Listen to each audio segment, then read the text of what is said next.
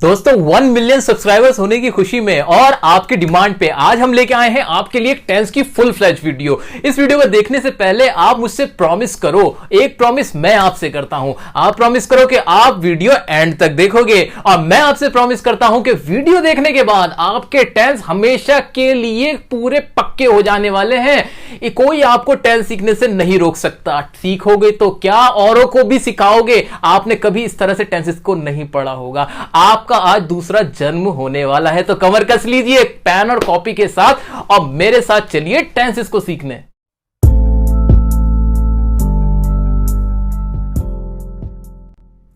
दोस्तों पहले हम समझते हैं कि टेंसेस का मतलब होता क्या है।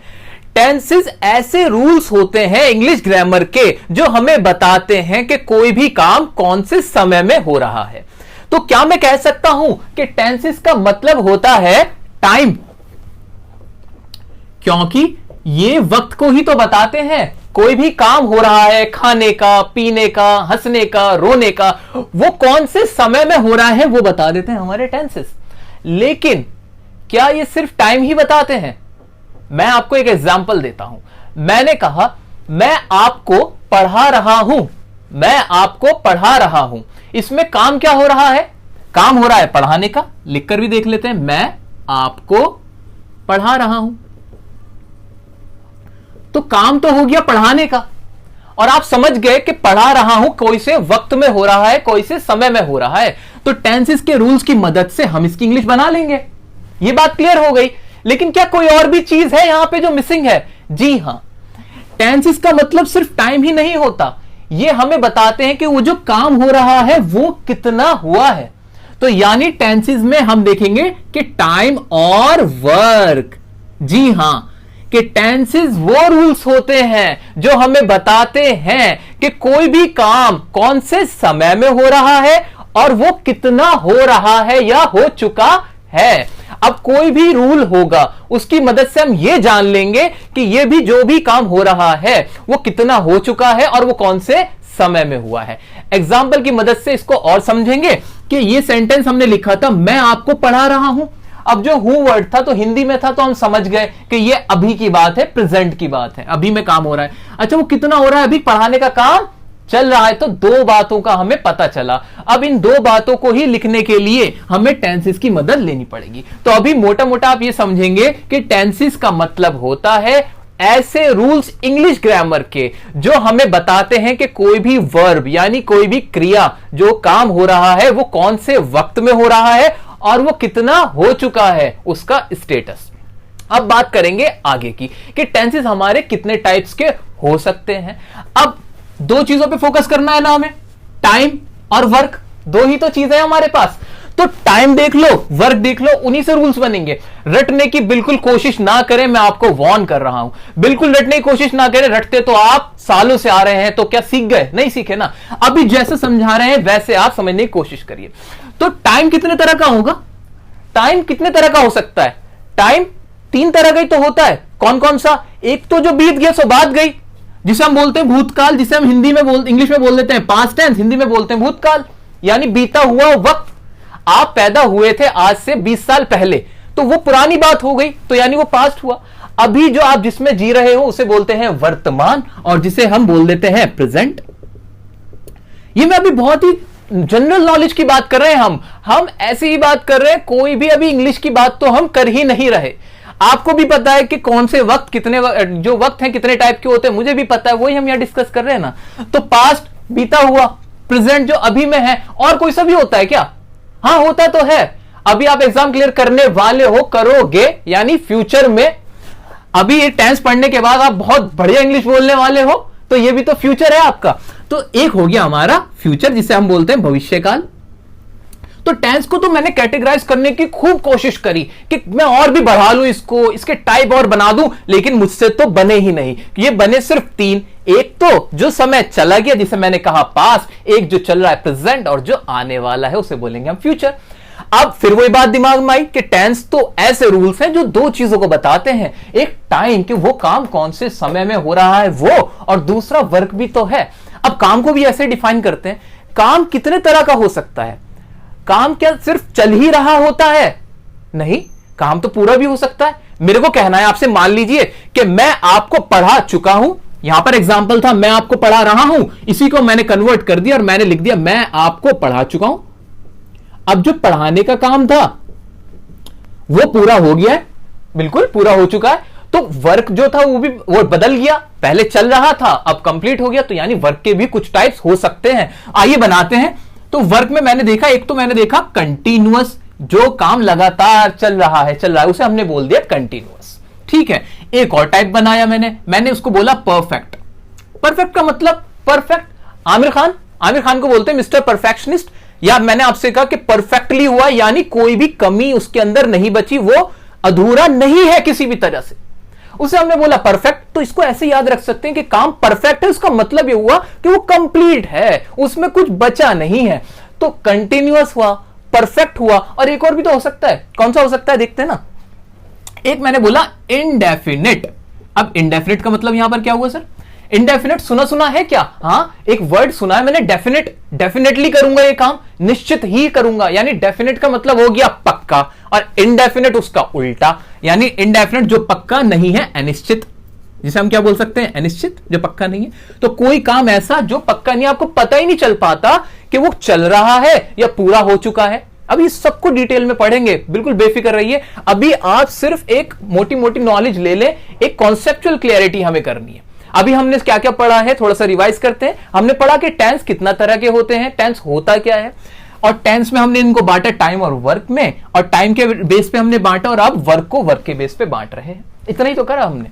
तो आइए इंडेफिनिट भी देख लिया। तो अभी तक तीन बांटे, एक काम कौन सा हो गया जो चल रहा है, एक काम जो कंप्लीट हो चुका है, और एक पढ़ा हमने जो अभी पता ही नहीं कि चल रहा है कि कंप्लीट है, वो बस नॉर्मल है। एक और होता है परफेक्ट कंटिन्यूअस। ये खामा खां का टेंस बनाया हुआ है परफेक्ट कंटिन्यूअस। इस तरह का कोई काम होना नहीं चाहिए था, लेकिन ग्रामर का रूल है इसलिए हमें पढ़ना है। ये अगर आपने पढ़ लिया तो इसे भी आसानी से पढ़ लोगे, उसके बारे में हम आगे बात करेंगे। तो दोस्तों अब हम टाइम और वर्क के बेसिस पे टेंस को कैटेगराइज करते हैं, देखते हैं कि टेंसेस कितने टाइप के बनते हैं इन दोनों के मिक्सचर से। तो आइए देखते हैं क्या है। तो टाइम कितने तरह का हुआ? एक तो हुआ प्रेजेंट, एक हुआ था हमारा पास्ट, और एक हो गया हमारा फ्यूचर, ठीक है। ये तो हो गया टाइम। अच्छा, वर्क कौन कौन से होंगे, वर्क को देखते हैं आइए। तो वर्क में हमने देखा था, एक तो था हमारा इंडेफिनिट, इसको मैं ठीक से लिख देता हूं, इंडेफिनिट। एक था हमारा कंटिन्यूअस, एक था हमारा परफेक्ट, और एक था हमारा परफेक्ट कंटिन्यूअस टेंस।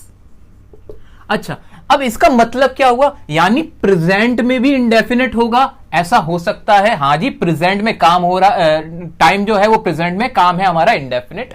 ऐसे टाइम है प्रेजेंट, काम है हमारा कंटिन्यूअस, और ऐसे ही टाइम है हमारा प्रेजेंट, काम है हमारा परफेक्ट, टाइम है प्रेजेंट, काम है हमारा परफेक्ट कंटिन्यूअस। तो ये कितने टाइप के हो गए? ये हो गए जी 4 टाइप के। कितने? 4 टाइप के। तो मैं कह सकता हूं कि प्रेजेंट टेंस के हमारे 4 टाइप होते हैं, और वो 4 टाइप इस तरह से होते हैं।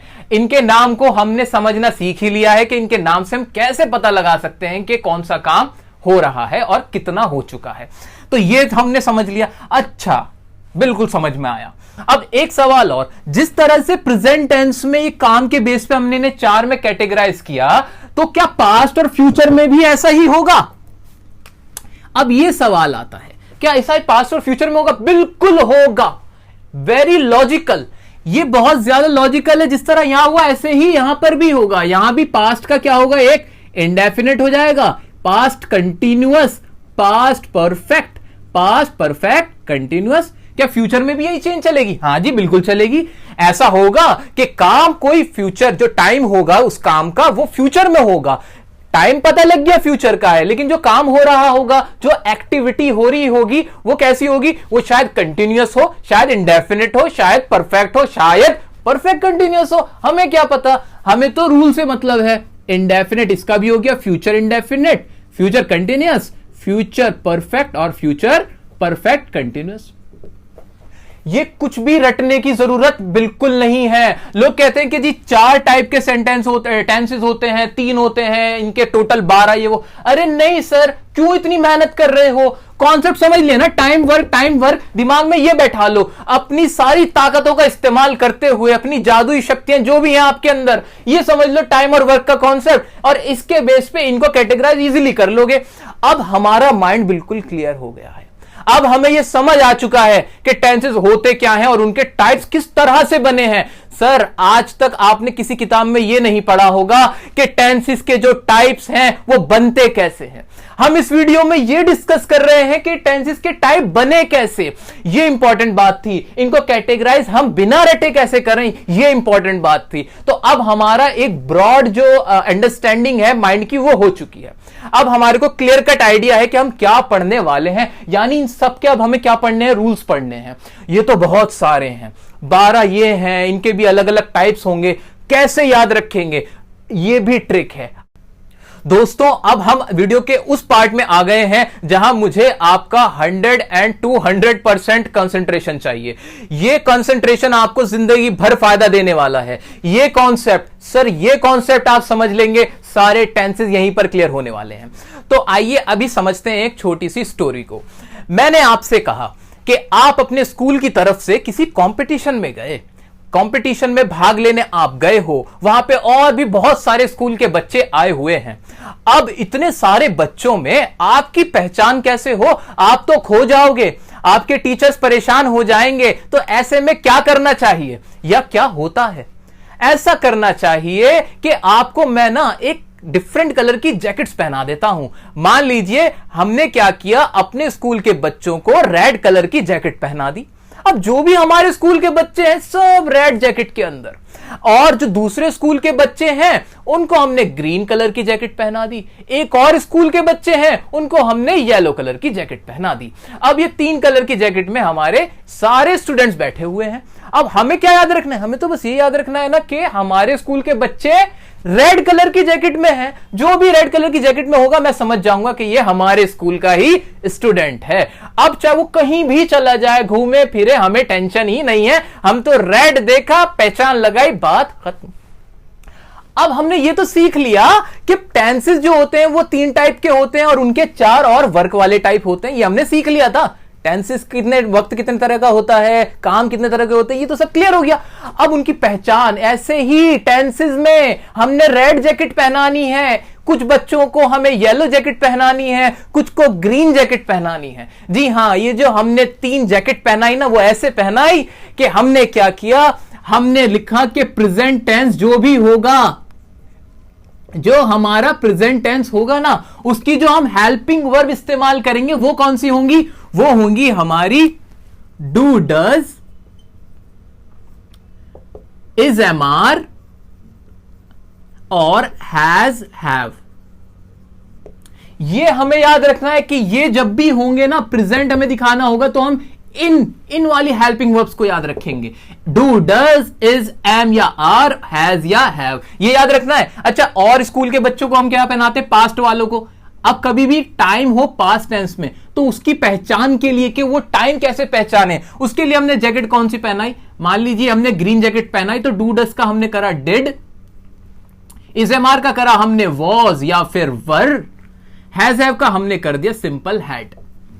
अब तीसरे स्कूल की तरफ बढ़ते हैं। उनके स्टूडेंट्स को भी तो हमने डिफरेंट जैकेट पहनाई। हमने क्या किया, फ्यूचर वालों को हमने कहा कि आप कुछ मत करिए, आप बस ये जैकेट पहन लीजिए, और इसके लिए हमने कुछ नहीं करा, हमने करा विल, शैल। मेनली यही रखना है हमें याद, विल शैल ही होगा।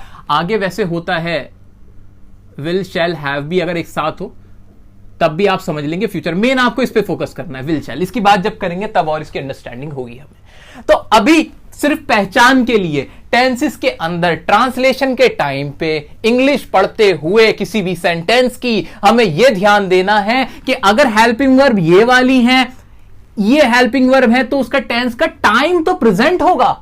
काम की बात नहीं की हमने, हमें टाइम पता चल जाएगा कि do, does, is, am, are है, हैज, हैव है, तो वो प्रेजेंट है। टाइम अगर डिड, वॉज, वर, हैड वाली हेल्पिंग वर्ब है तो हमें पता चल गया वो पास्ट है, और अगर फ्यूचर है तो विल और शैल है। एक एग्जांपल की मदद से हम इसको और अच्छे से समझेंगे। एग्जांपल मैंने लिख दिया, मान लीजिए she does not understand English.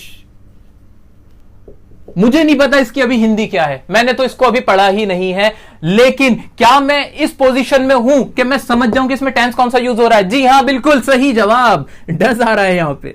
Does समझते ही मेरे को पता चलिए इसका टाइम तो प्रेजेंट है, बात खत्म हुई। अभी हमने वर्क की बात नहीं करी, काम क्या हो रहा है? अंडरस्टैंड का, यानी समझने का काम हो रहा है। अभी हमने ये नहीं देखा कि काम को कैसे समझेंगे, अभी हम वर्क टाइम की बात कर रहे हैं। तो टाइम में हमने समझ लिया डज को देखते ही कि ये प्रेजेंट में बात हुई है। सर काम का भी बता दो ना। सर ऐसे ही काम का भी तो बता दो कि काम को कैसे पहचाने कि वो कितना हो चुका है। टाइम तो आप समझ गए, टाइम तो समझ गए कि हेल्पिंग वर्ब देखते ही छूटते ही समझ जाएंगे कि भाई ये प्रेजेंट है, ये पास्ट है, एकदम करेक्ट आंसर। अब काम का बता दो। क्या काम का भी कोई ऐसा रूल है? जी हां है रूल। रूल क्या है?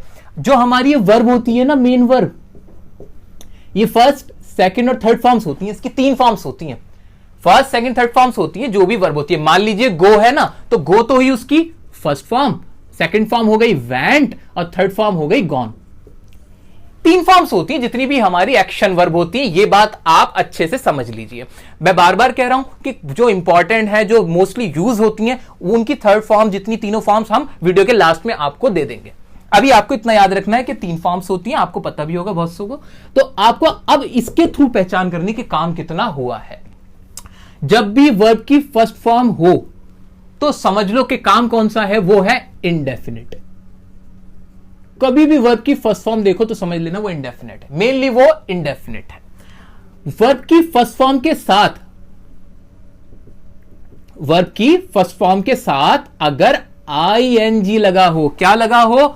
आईएनजी। सर इसका मतलब क्या हुआ? आईएनजी मतलब ऐसे जैसे कि क्या मैंने आपके आगे लिख दिया रीडिंग, रीड के आगे क्या लगा दिया? जमा आईएनजी, पूरा क्या बन गया? रीडिंग। ऐसे मैंने लिख दिया कम और आखिर में क्या लिख दिया मैंने? कमिंग। तो reading, coming, going, listening, teaching, watching, जितने भी आईएनजी लगे हुए हैं, तो याद रखना मेरी बात, ये आईएनजी दिखाता है काम के चलते रहने को, यानी वो काम चल रहा है अभी। तो आईएनजी देखो, माइंड में एकदम क्लिक कर लो कि इस आईएनजी वर्ब जो हो रही है वो भी चल रही है, कुछ और मत देखो। जब भी वर्ब के साथ आईएनजी लगी हो, मेन वर्ब के साथ, आप समझ जाएंगे कि इसका मतलब क्या हुआ है कि वो काम अभी चल रहा है। अच्छा, तो 2 बातें भी पढ़ ली। फर्स्ट फॉर्म है तो वो इंडेफिनिट है, मेन वर्ब की फर्स्ट फॉर्म के साथ आईएनजी है तो वो क्या हो गया? कंटिन्यूअस हुआ।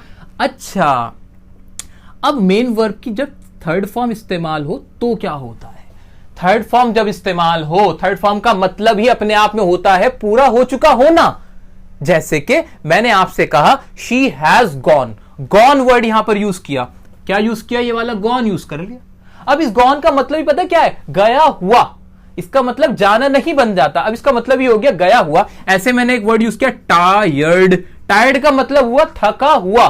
तो परफेक्ट में भी क्या होता है? परफेक्ट में होता ही यह है कि काम पूरा हो चुका होता है। यानी मेन वर्ब की जब थर्ड फॉर्म हुई तो हमें उसका अंदाजा लग गया कि ये टेंस में जो काम हुआ है वो परफेक्ट है, यानी वो पूरा हो चुका है। यानी अब हमें वर्ब को देख के भी अंदाजा लग गया है। एक बार इसको समराइज करेंगे। फर्स्ट फॉर्म होगी तो इंडेफिनिट, अगर फर्स्ट फॉर्म के साथ आईएनजी लगी होगी तो काम चल रहा है, कंटिन्यूअस है। वर्ब की थर्ड फॉर्म होगी तो वो हमेशा क्या होगा? परफेक्ट होगा। टाइम को देखकर, हेल्पिंग वर्ब्स को देखकर, जैकेट्स को देखकर टाइम पता चल गया, वर्ब को देखकर वर्क पता चल गया, टेंस का पूरा रूल पता चल गया। आइए अब इसको स्ट्रक्चर की फॉर्म देते हैं। हम बहुत आराम से बढ़ते चले जा रहे हैं अपने टारगेट की तरफ, और हमारा टारगेट है आज टेंस को सीखना। तो गाइज अब हमने बेसिक कॉन्सेप्ट्स को समझ लिया है, मेन वर्ब की कितनी फॉर्म्स होती हैं और कौन सी हेल्पिंग वर्ब्स क्या हैं, वो सब हम अब समझ चुके हैं। अब टाइम आया है प्रेजेंट इंडेफिनिट टेंस को स्टार्ट करने का।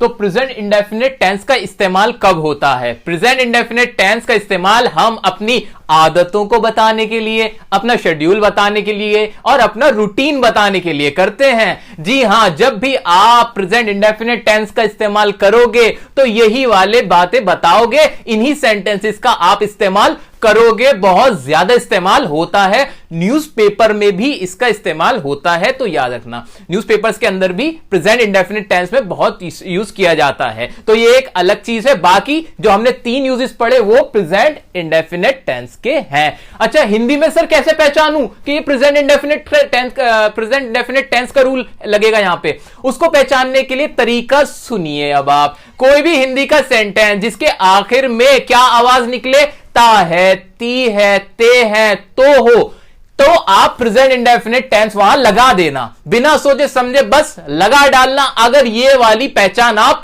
देखते हो, सेंटेंस कैसे ताहती है देखोगे, ऐसे देखना जैसे मैंने कहा मैं स्कूल जाता हूं, जाता हूं।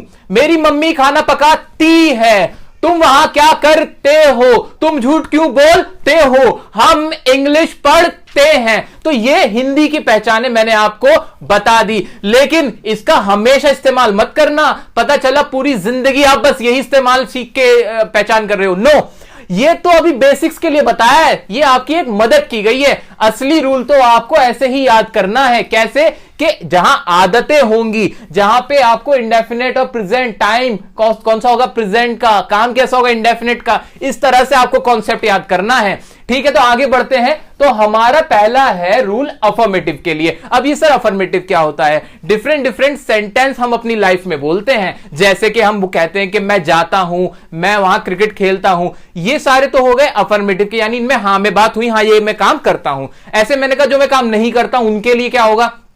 तो इसी बिहाफ पे, इसी बेसिस पे हमने क्या करा, सेंटेंस को कैटेगराइज कर रखा है। मेनली हम 3 कैटेगरी पढ़ने वाले हैं, एक अफर्मेटिव, एक नेगेटिव और एक इंटरोगेटिव। आपने सेंटेंस के टाइप्स पढ़े होंगे, बाकी हम यहां डिस्कस कर लेंगे। ठीक है, तो अफर्मेटिव जिसमें हम हां में बात करते हैं, जी हां ये काम हम करते हैं। आप प्रेजेंट इंडेफिनिट टेंस में ऐसे सेंटेंस जिसमें हम कहते हैं हां जी ये काम तो मैं करता हूं, ठीक है, तो उनके लिए आप कैसे इंग्लिश बनाओगे, उनकी ट्रांसलेशन कैसे करोगे, उसको समझते हैं। अफर्मेटिव किसी का भी हो, कोई भी सेंटेंस अगर अफर्मेटिव में है यानी हां में बात हो रही हो, तो सबसे पहले आप लगा देंगे सब्जेक्ट।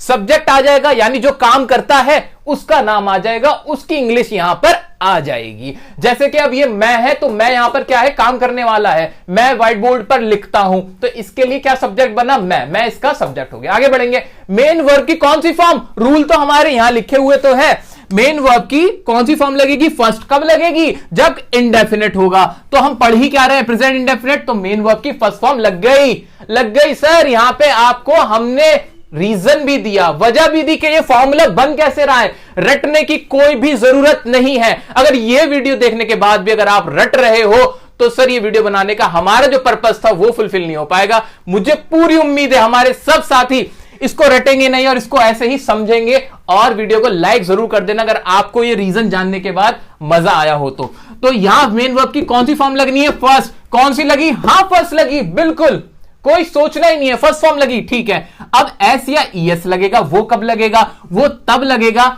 वैसे इसके बारे में तो हमने बता रखा है, हमारी एक एरर डिटेक्शन की वीडियो, उसमें हमने डिस्कस किया था कि एस या ईएस कब आएगा। अब दोबारा एक बार मैं आपको समझा देता हूं। एस या ईएस तब लगेगा मेन वर्ब की फर्स्ट फॉर्म के साथ, जब ये जो हमारा सब्जेक्ट है ना, ये जो हमारा सब्जेक्ट है वो थर्ड पर्सन हो। थर्ड पर्सन कौन सा, जिसके बारे में बात की जा रही है वो थर्ड पर्सन हो, और वो थर्ड पर्सन अगर सिंगुलर हो, अगर थर्ड पर्सन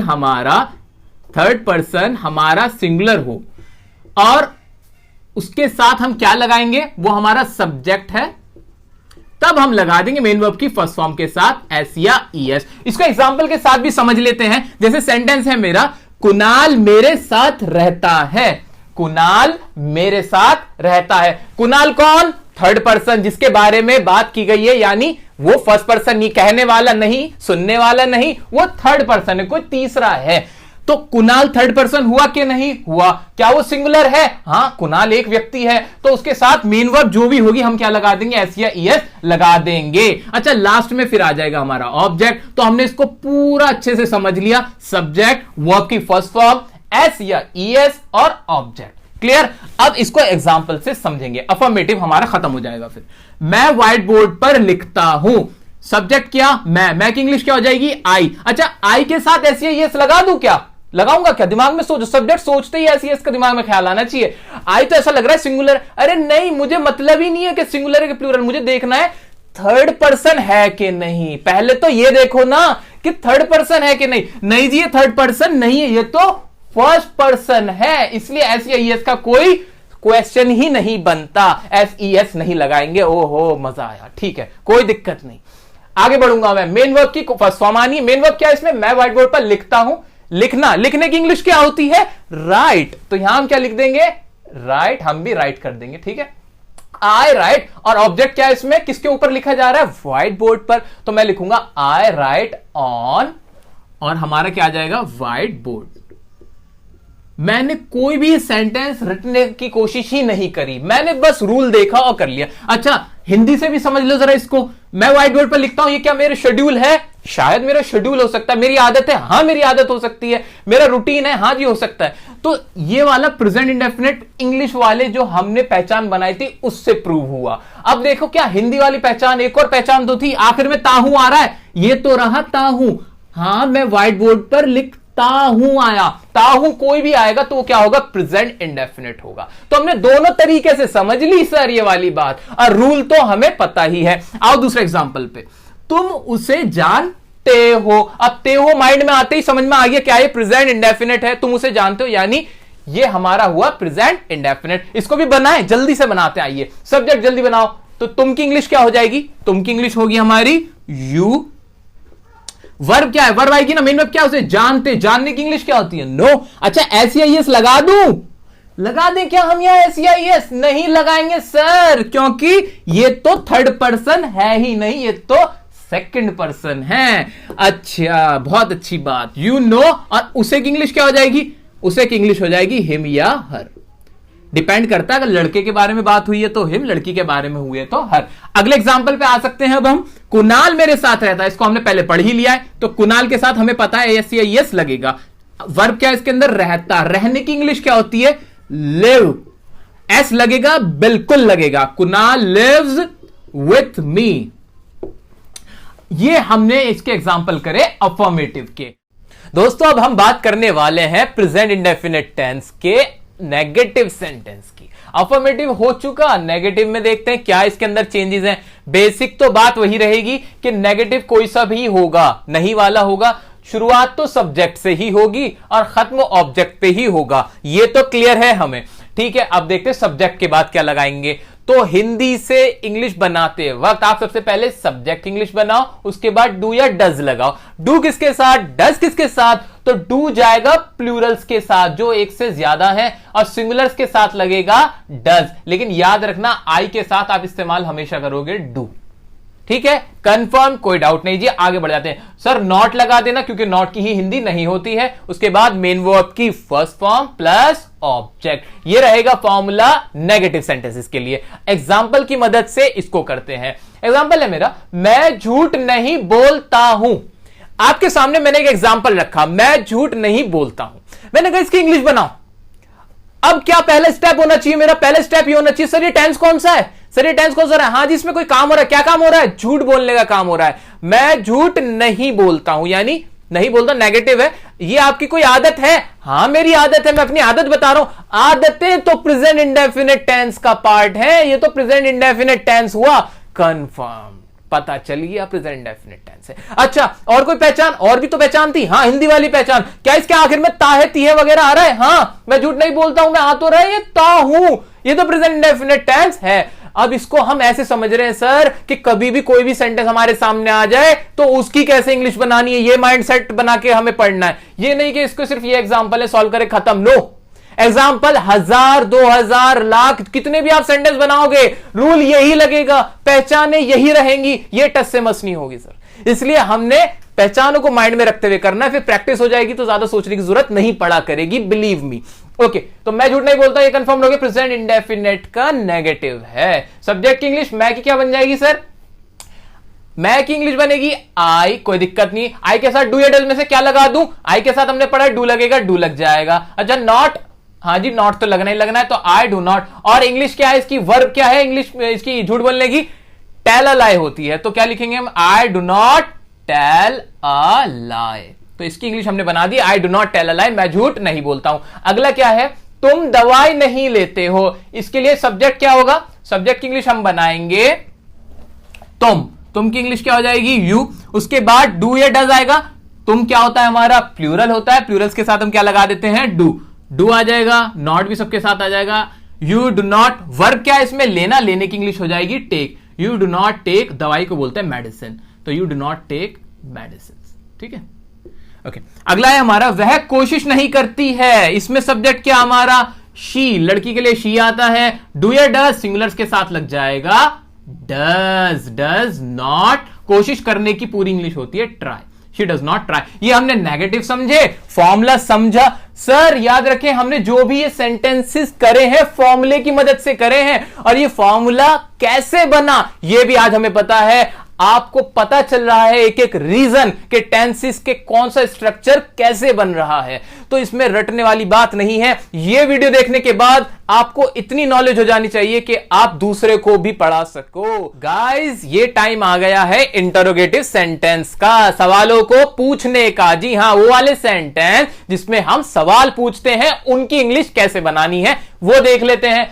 तो डू या डज यानी हेल्पिंग वर्ब सबसे पहले रख दो। अच्छा, नोटिस करना, बहुत इंपॉर्टेंट बात कहीं लिख लो क्या, कि कभी भी इंटरोगेटिव सेंटेंस जो होगा ना तो उसकी शुरुआत हेल्पिंग वर्ब से ही होगी।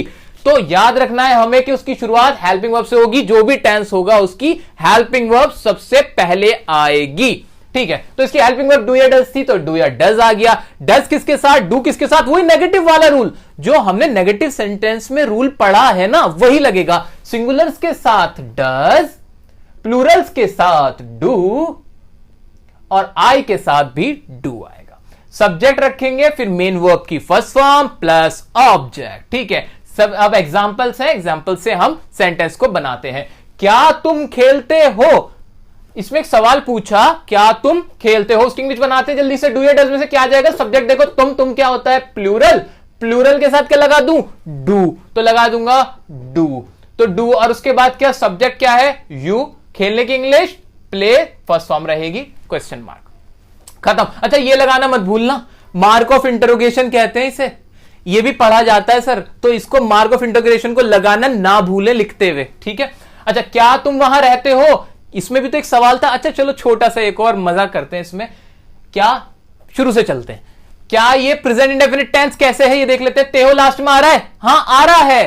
क्या ये एक आदत है? आपसे पूछा जा रहा है वहां रहते हो, रहने का काम करते हो? जी हाँ, शेड्यूल है आपका वहीं पर रहने का? जी हाँ, मेरी हैबिट है, मैं वहीं रहता हूं। ठीक है, आपने एक बात बता दी अपने बारे में, तो प्रेजेंट इंडेफिनिट टेंस प्रूव हो गया। ये सोचते हुए चलना है हमेशा। आपको कोई भी सेंटेंस देखो कि वो प्रेजेंट इंडेफिनिट है तो कैसे है, कंटिन्यूस है तो कैसे। इंग्लिश बनाते हैं। यहां भी क्या आएगा? डू आएगा। क्यों आएगा आपको पता है? क्योंकि तुम के साथ डू आएगा। डू हमारा आ गया, फिर वर्ब क्या है? डू यू लिव, और वहां के लिए क्या आ जाएगा? There. Do you live there, क्या तुम वहां रहते हो। अगला है हमारा सेंटेंस, क्या वह तुम्हें पढ़ाता है। अब ये भी ता है लास्ट में आया, हैबिट पूछी गई। हाँ, तो ये क्या है? Present indefinite tense. बार बार सर मैं इसलिए रिपीट कर रहा हूं ताकि आपके माइंड में बैठ जाए, इसलिए आप भी रिपीट करो। कभी भी सेंटेंस पढ़ो इसी तरह प्रैक्टिस करो। पहले पूछो क्या वो वाले टेंस है कि नहीं, जो टेंस आप पढ़ रहे हो उसको देखो। यही फॉर्मूला, यही स्ट्रेटेजी आप यूज करोगे तो ही दूसरे को पढ़ा पाओगे। ठीक है, अब क्या वह तुम्हें पढ़ाता है, क्या की इंग्लिश क्या आ जाएगी? डज। अच्छा, डज क्यों लगाया मैंने? अरे सर सब्जेक्ट ना सिंगुलर था, सब्जेक्ट सिंगुलर था, सिंगुलर के साथ डज लगता है, मैंने भी डज लगा दिया। बहुत सही किया आपने, डज आ गया। उसके बाद ही आ जाएगा, या लड़का है ना पढ़ाता है, तो लड़के के लिए ही आ गया, डज ही। पढ़ाने के लिए क्या हो जाएगी? टीच, और तुम्हें के लिए क्या आ जाएगी? You. Does he teach you. Sir ये हमारे हुए इंटरोगेटिव सेंटेंस खत्म। सर नीचे भी आपने कुछ लिखा हुआ डबल इंटरोगेटिव, सर ये क्या है? सर ये ज्यादा इस्तेमाल होता है, इससे ज्यादा तो ये इस्तेमाल होता है, इसको समझ लो। डबल इंटरोगेटिव सेंटेंस क्या होता है? डबल इंटरोगेटिव सेंटेंस और इंटरोगेटिव सेंटेंस में फर्क क्या है, अंतर क्या है, वो देखते हैं। तो अंतर ये होता है, सवाल तो पूछते हैं हम, दोनों ही इंटरोगेटिव हैं, लेकिन सवाल जो हम पूछते हैं तो कुछ सवाल ऐसे होते हैं जिनका जवाब यस या नो में होता है। ओके, कुछ सवाल ऐसे होते हैं जिनका जवाब आप चाह के भी यस या नो नहीं कर सकते होते हैं। आप सोचो कैसे ऐसे सवाल हो सकते हैं। बिल्कुल, मैंने आपसे पूछा क्या मुझे जानते हो, तो जवाब क्या दोगे? यस या नो ही तो देना पड़ेगा। तीसरा कोई जवाब दोगे? नहीं दे सकते। आप बोले हाँ नहीं, हाँ जानता हूं या नहीं जानता हूं। एक सवाल मैंने आपसे पूछा आपका नाम क्या है, आप जवाब दोगे मेरा नाम हाँ है, नहीं, आप क्या बोलोगे, अपना नाम बताओगे। तो ये जो जहां पे आप यस या नो में आंसर दे सकते हो, या सवाल ही ऐसा हो जिसका आंसर सिर्फ यस या नो में होगा, तो वो इंटरोगेटिव होता है, सिंपल। लेकिन जो सवाल जिसमें आपको पूरे डिटेल में आंसर देना पड़ता है ना, वो डबल इंटरोगेटिव होता है। अच्छा सर ये तो समझ में आ गया, अब हिंदी में भी कुछ पहचान बता दो। सुनो पहचान क्या होती है। ये जो भी स्टार्ट होगा नॉर्मल इंटरोगेटिव, उसके शुरू में क्या आएगा और कोई वर्ड यूज नहीं होगा। जैसे क्या तुम जानते हो, क्या तुम आते हो, क्या तुम खाते हो, क्या तुम पीते हो, क्या तुम हंसते हो, क्या तुम परीक्षा देते हो, कोई भी जो होगा वो क्या से शुरू होगा और यस या नो उसका आंसर हो जाएगा। क्लियर। अब आते हैं डबल इंटरोगेटिव। ये नहीं होगा भाई, इसके शुरू में क्या नहीं होगा, इसके बीच में होगा। तुम क्या खाते हो वो चीज बताओ, तुम क्यों लड़ते हो वो वजह बताओ, तुम क्यों हंसते हो वो चुटकुला सुनाओ। तो अब ये वाली जो हमारे सेंटेंस हुए, इसमें बीच में WH फैमिली आई, सिर्फ क्या का इस्तेमाल नहीं हुआ, क्यों कब कैसे जो भी हमारी WH फैमिली जिसे कहते हैं हम, वो यूज होती है। और सेंटेंस के शुरू में नहीं होगी, बीच में होगी। अब इसको बनाने का तरीका क्या है सर, इसका तो एक और फार्मूला बढ़ गया, दिक्कत हो गई, कैसे करें। अरे कोई दिक्कत नहीं हुई, ध्यान से देखो। WH फैमिली डू या डज प्लस सब्जेक्ट मीनो की फर्स्ट फॉर्म प्लस ऑब्जेक्ट। इसमें और इसमें फर्क क्या है, इसमें और इसमें ना सिर्फ एक चीज का फर्क है कि डू डज से पहले, इस पूरे स्ट्रक्चर से पहले WH फैमिली जोड़ दो, और कुछ नहीं करना, खत्म। WH फैमिली जोड़ दी हमने और बन गया किसका, डबल इंटरोगेटिव का फॉर्मूला। जल्दी से इंग्लिश बना दो। तुम क्यों रोती हो, अब क्यों की इंग्लिश क्या हो जाएगी हमारी, वाई हो जाएगी। तो हम क्या लिखेंगे, वाई। अच्छा डू या डज, तुम क्या होता है प्लूरल, प्लूरल के साथ मैंने लगा दिया डू, और फिर सब्जेक्ट आया वाई डू यू, रोने को बोलते हैं cry, why do you cry, तुम क्यों रोते हो, रोया मत करो। वह क्या कहता है, शुरू में क्या आया ना सर, हाँ या ना में जवाब दे सकता नहीं, पूरी डिटेल बतानी पड़ेगी, क्या बात कही उसने कान में आके। तो लिखते हैं वह क्या कहता है, इंग्लिश क्या हो जाएगी, वॉट। क्या की इंग्लिश बनी, वॉट। अच्छा डू या डज क्या आएगा, डज आएगा, क्यों आएगा, सिंगुलर है, आप समझ चुके हो। व्हाट डज ही, और कहने की इंग्लिश होती है हमारी से, व्हाट डज ही से। हम कहां जाते हैं, अच्छा सब में देखो, देखो ती है, ता है, ते हैं, सब देखो, दिमाग में वजह ढूंढते रहो कि प्रेजेंट डेफिनेट क्यों है। हम कहां जाते, कहां की इंग्लिश क्या हो जाएगी, वेयर। सर राइटिंग ना इतनी अच्छी आ रही है कि मुझे कुछ समझ नहीं आ रहा, इसलिए थोड़ा सा मैं यहां से लिखूंगा, वेयर। और हम की क्या आएगी इंग्लिश, डू हो जाएगी यहां पे, क्योंकि हम प्लूरल है इसलिए डू होगी, वेयर डू वी। और जाने की इंग्लिश क्या हो जाएगी, go, where do we go, where do we go, हम कहां जाते हैं। तो ये खत्म हुए हमारा प्रेजेंट इंडेफिनिट के सारे इंटरोगेटिव, डबल इंटरोगेटिव, जो भी इसका अगला पिछला था, सारा हमने अच्छे से समझ लिया है। अब कोई भी सेंटेंस, पूरी दुनिया में कोई भी सेंटेंस जो आपके माइंड में आ सकता है, अगर वो प्रेजेंट इंडेफिनिट है तो आपको उसकी इंग्लिश बनाने से कोई नहीं रोक सकता। सब समझ लिया है हमने, ओके।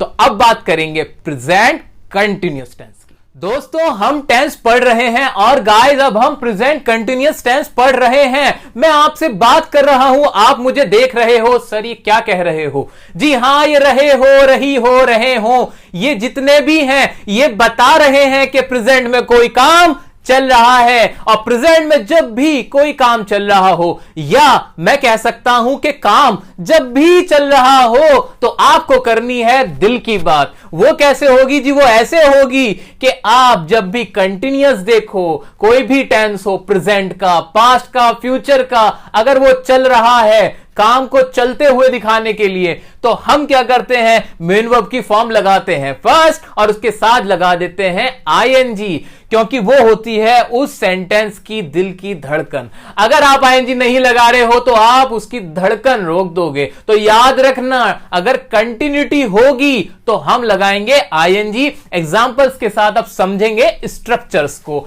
तो अफर्मेटिव अगर हो, प्रेजेंट कंटिन्यूअस टेंस का अगर अफर्मेटिव हो, तो हमें क्या करना है वो देखते हैं। अच्छा, एक हिंदी में रटने वाली पहचान तो आप वही कर सकते हो कि आखिर में आवाज आएगी रहा है, रही है, रहे हैं, हम पहले ही समझ चुके हैं। और वैसे समझने के लिए ये देख लो कि कोई भी अगर प्रेजेंट में काम चल रहा हो तो उसमें आप ये रूल लगाओगे। सिंपल है, इसके अंदर ज्यादा लंबी चौड़ी बातें नहीं है।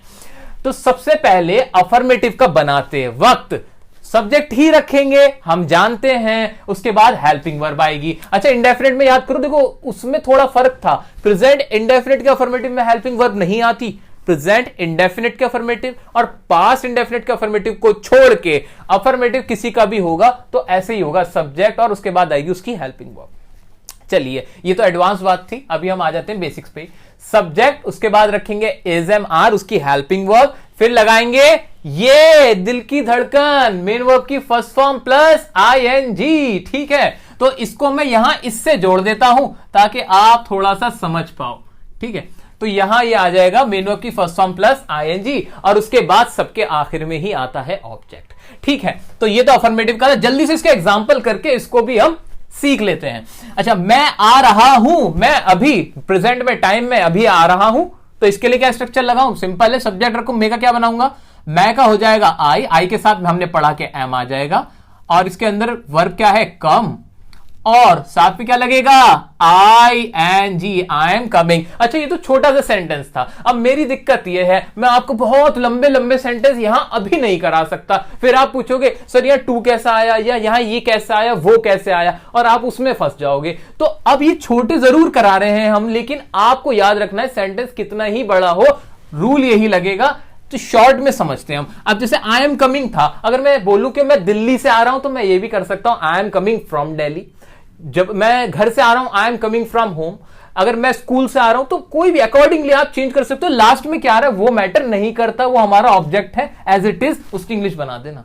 ठीक है, रूल यही रहेगा आपका। अगला है हमारा, वह एग्जाम की तैयारी कर रही है। बड़ा अच्छा सेंटेंस है, प्रैक्टिकल सेंटेंस है, इसको बनाते हैं। आओ जल्दी से। रही है लास्ट में आया, प्रेजेंट कंटिन्यूअस है, लगाओ फॉर्मूला सब्जेक्ट। वह की इंग्लिश क्या हो जाएगी? ही लिख दूं? हाँ जी, ही लिख दो। अरे क्यों लिख दूं, लड़की है, शी लिख दो। तो शी हो गया, शी के साथ इज लगा दूं? लगा दो, सिंगुलर्स के साथ इज आता है। अच्छा, उसके बाद वर्ब क्या इसके अंदर? तैयारी करना, एग्जाम की तैयारी करना, उसके लिए आ जाएगा प्रिपेयरिंग। ठीक है, शी इज प्रिपेयरिंग, आईएनजी लगाए, दिल की धड़कन, मैं दिल बना देता हूं ताकि याद रहे आपको इन सबके आगे। She is preparing for exam. ठीक है, ठीक है, ये भी हमारा हो गया। She is preparing for examination. तुम हमारे बारे में सोच रहे हो लास्ट में आया, प्रेजेंट में कोई काम चल रहा है, बनाते इसको भी। तुम की इंग्लिश हो जाएगी यू, यू प्लूरल होता है, प्लूरल्स के साथ क्या आ जाएगा? आर आएगा, यू आर। वर्ब क्या है इसमें? सोचना, सोचने की इंग्लिश होती है बच्चों थिंक, और थिंक के साथ क्या लगेगा? आईएनजी, दिल लग जाएगा। शी इज थिंकिंग अबाउट, बारे में के लिए आ गया अबाउट, और हमारे के लिए आ जाएगा us. She is thinking, you are thinking about us, sorry, you are thinking about us. Okay, so ये हमने अफर्मेटिव देखे। अब बारी आती है नेगेटिव की। अब नेगेटिव सेंटेंसेस में क्या होगा? कुछ नहीं होगा, सिर्फ नॉट लग जाएगा एज इट इज, जैसे हमने प्रेजेंट इंडेफिनिट का नेगेटिव देखा था। तो इसमें भी हम जल्दी से इन एग्जांपल्स को कर लेते हैं। स्ट्रक्चर देख लीजिए, subject plus is am are plus not, main verb की first form ING plus object. तुम्हारा भाई तुम्हें नहीं बुला रहा है। तुम्हारा भाई इसमें क्या है? सब्जेक्ट, तो लिखते हैं योर ब्रदर। अब ब्रदर सिंगुलर है कि प्लूरल है? भाई योर ब्रदर, तुम्हारा भाई एक है जी, तो लिख दूंगा is. Your brother is not, verb क्या होगी इसके साथ? बुलाने को बोलते हैं कॉल, लग जाएगा ING. Your brother is not calling you, इसकी इंग्लिश ये बनी। अगला एग्जांपल है, मैं तुम्हारे साथ नहीं आ रहा हूं, तो आई एम, आई के साथ एम लगाया, नॉट सबके साथ लग नहीं है, वर्ब है कम और साथ में क्या लगा? ING. I am not coming, और साथ के लिए आ गया with you. I am not coming with you. वह मुझे नहीं समझ रहा है। अब इसके लिए क्या आ जाएगा? समझने के लिए ही इज नॉट गेटिंग, और मुझे के लिए आ गया me. He is not getting me. तो ये हमने अभी अफर्मेटिव देखा, नेगेटिव देखा, अब देखेंगे इंटरोगेटिव। गाइज, अगर प्रेजेंट कंटिन्यूअस टेंस में कोई सवाल पूछा जा रहा है, मान लीजिए सवाल इस तरह से है, क्या तुम आ रहे हो, क्या तुम जा रहे हो, क्या तुम हंस रहे हो, क्या तुम सो रहे हो, या तुम क्यों सो रहे हो, तुम क्या सोच रहे हो, इस तरह के अगर हिंदी में सेंटेंस बोले जाएं तो उनकी इंग्लिश कैसे बनानी है वो देख लेते हैं। तो आइए, तो सबसे पहले तो रखेंगे हमारी helping verb is am are आ जाएगी, सब्जेक्ट रखेंगे, फिर उसके बाद मेन वर्ब की फर्स्ट फॉर्म प्लस आईएनजी। दिल को मत भूलिएगा, दिल की बात हमेशा साथ। अब प्लस ऑब्जेक्ट। तो ये तो हो गया हमारा स्ट्रक्चर। अब एग्जाम्पल है, उनकी मदद से इसको और अच्छे से समझते हैं। क्या तुम मुझसे बात कर रहे हो, आखिर में रहे हो आ रहा है तो समझ ही जाना चाहिए ये प्रेजेंट का कंटिन्यूअस है और इसकी हेल्पिंग वर्ब होती है इज एम आर, और इज एम आर में सबसे पहले लगा दूंगा। अब तुम क्या होता है, प्लूरल होता है, प्लूरल के साथ आर आता है। तो आइए इसको कर लेते हैं। क्या तुम मुझसे बात कर रहे हो, सबसे पहले लगा दिया आर, उसके बाद आया सब्जेक्ट आर यू, और बात करने की इंग्लिश ही होती है टॉक, और साथ में लग जाएगा ING. Are you talking to me, तो ये बनी इसकी English, are you talking to me. Next है हमारा, क्या वह अपने घर जा रही है। इसमें वह को देख के दिमाग में आया, वह होता है सिंगुलर, सिंगुलर के साथ लगा दूंगा मैं इज शी गोइंग टू, उसके घर के लिए क्या आ जाएगा, हर होम। अपना घर यानी उसका घर, is she going to her home, ये भी हो गया। अगला है हमारा, क्या तुम अपना बर्थडे मना रहे हो। पूछ रहे हैं भाई बर्थडे मना रहे हो कि नहीं, तो क्या आ जाएगा, आर यू, मनाना कोई त्योहार मनाना हो, बर्थडे मनाना, उसके लिए आता है celebrate, are you celebrating your birthday. तो ये तो हमने कुछ एग्जांपल्स देखे। बाकी दुनिया का कोई भी सेंटेंस आप बनाना चाहो किसी भी वर्ब का इस्तेमाल करते हुए, प्रेजेंट कंटीन्यूअस टेंस के रूल यही रहेंगे, आपका आंसर अकॉर्डिंगली यही रहेगा। घबराने की जरूरत बिल्कुल नहीं है। ये जो स्ट्रक्चर हम करवा रहे हैं उसको आप कहीं नोट कर लो और बहुत साफ साफ नोट करके उसे लिख लो। फिलहाल इतना कर लो, जब ये सारे आप स्ट्रक्चर्स नोट कर लोगे तो उसके बाद जब इन्हें कभी भी लेके बैठोगे ना, आप कुछ चुटकियों में समझ जाओगे, आपकी रिवीजन खुद हो जाने वाली है। तो इनको नोट कर लो, बहुत आराम से देख रहे हैं हम, जल्दबाजी नहीं करनी है हमें, कॉन्सेप्चुअल चलते हैं। अब आते हैं डबल इंटरोगेटिव। डबल इंटरोगेटिव में क्या है, कुछ भी नहीं, बस इज एम आर से पहले WH फैमिली लगानी है, वही करते हैं। आओ जल्दी से, तुम आज रात कहां जा रहे हो, तो क्या आ जाएगा, वेयर। कहां की इंग्लिश हुई, वेयर, और फिर वही बाकी का तो ये ऊपर वाला ही आ जाएगा, वेयर। इज एम आर में से लगाया R, where are you going, और आज रात के लिए आ गया टुनाइट, मैं तो कहीं नहीं जा रहा आज रात। आपका पता नहीं, वह मुझसे बात क्यों नहीं कर रहा है, क्यों नहीं कर रहे हो आप बात, तो इसके लिए क्या हो जाएगा, वाई, क्योंकि इंग्लिश बनती है वाई, WH फैमिली आपको लगा देना है, वाई। फिर क्या है, वह मुझसे, तो सब्जेक्ट सिंगुलर है हमारा, हम लिखेंगे is, why is he not, बात करने की इंग्लिश हुई टॉक, ING लगेगा टू मी। ओके, नेक्स्ट है हमारा, तुम कौन सा फोन यूज कर रहे हो, जरा बताओ तो हमें। तो उसके लिए क्या आ जाएगा, कौन सा के लिए आ जाएगा विच, और विच जब लगता है तो ऑब्जेक्ट भी साथ में आ जाता है, which phone are you using.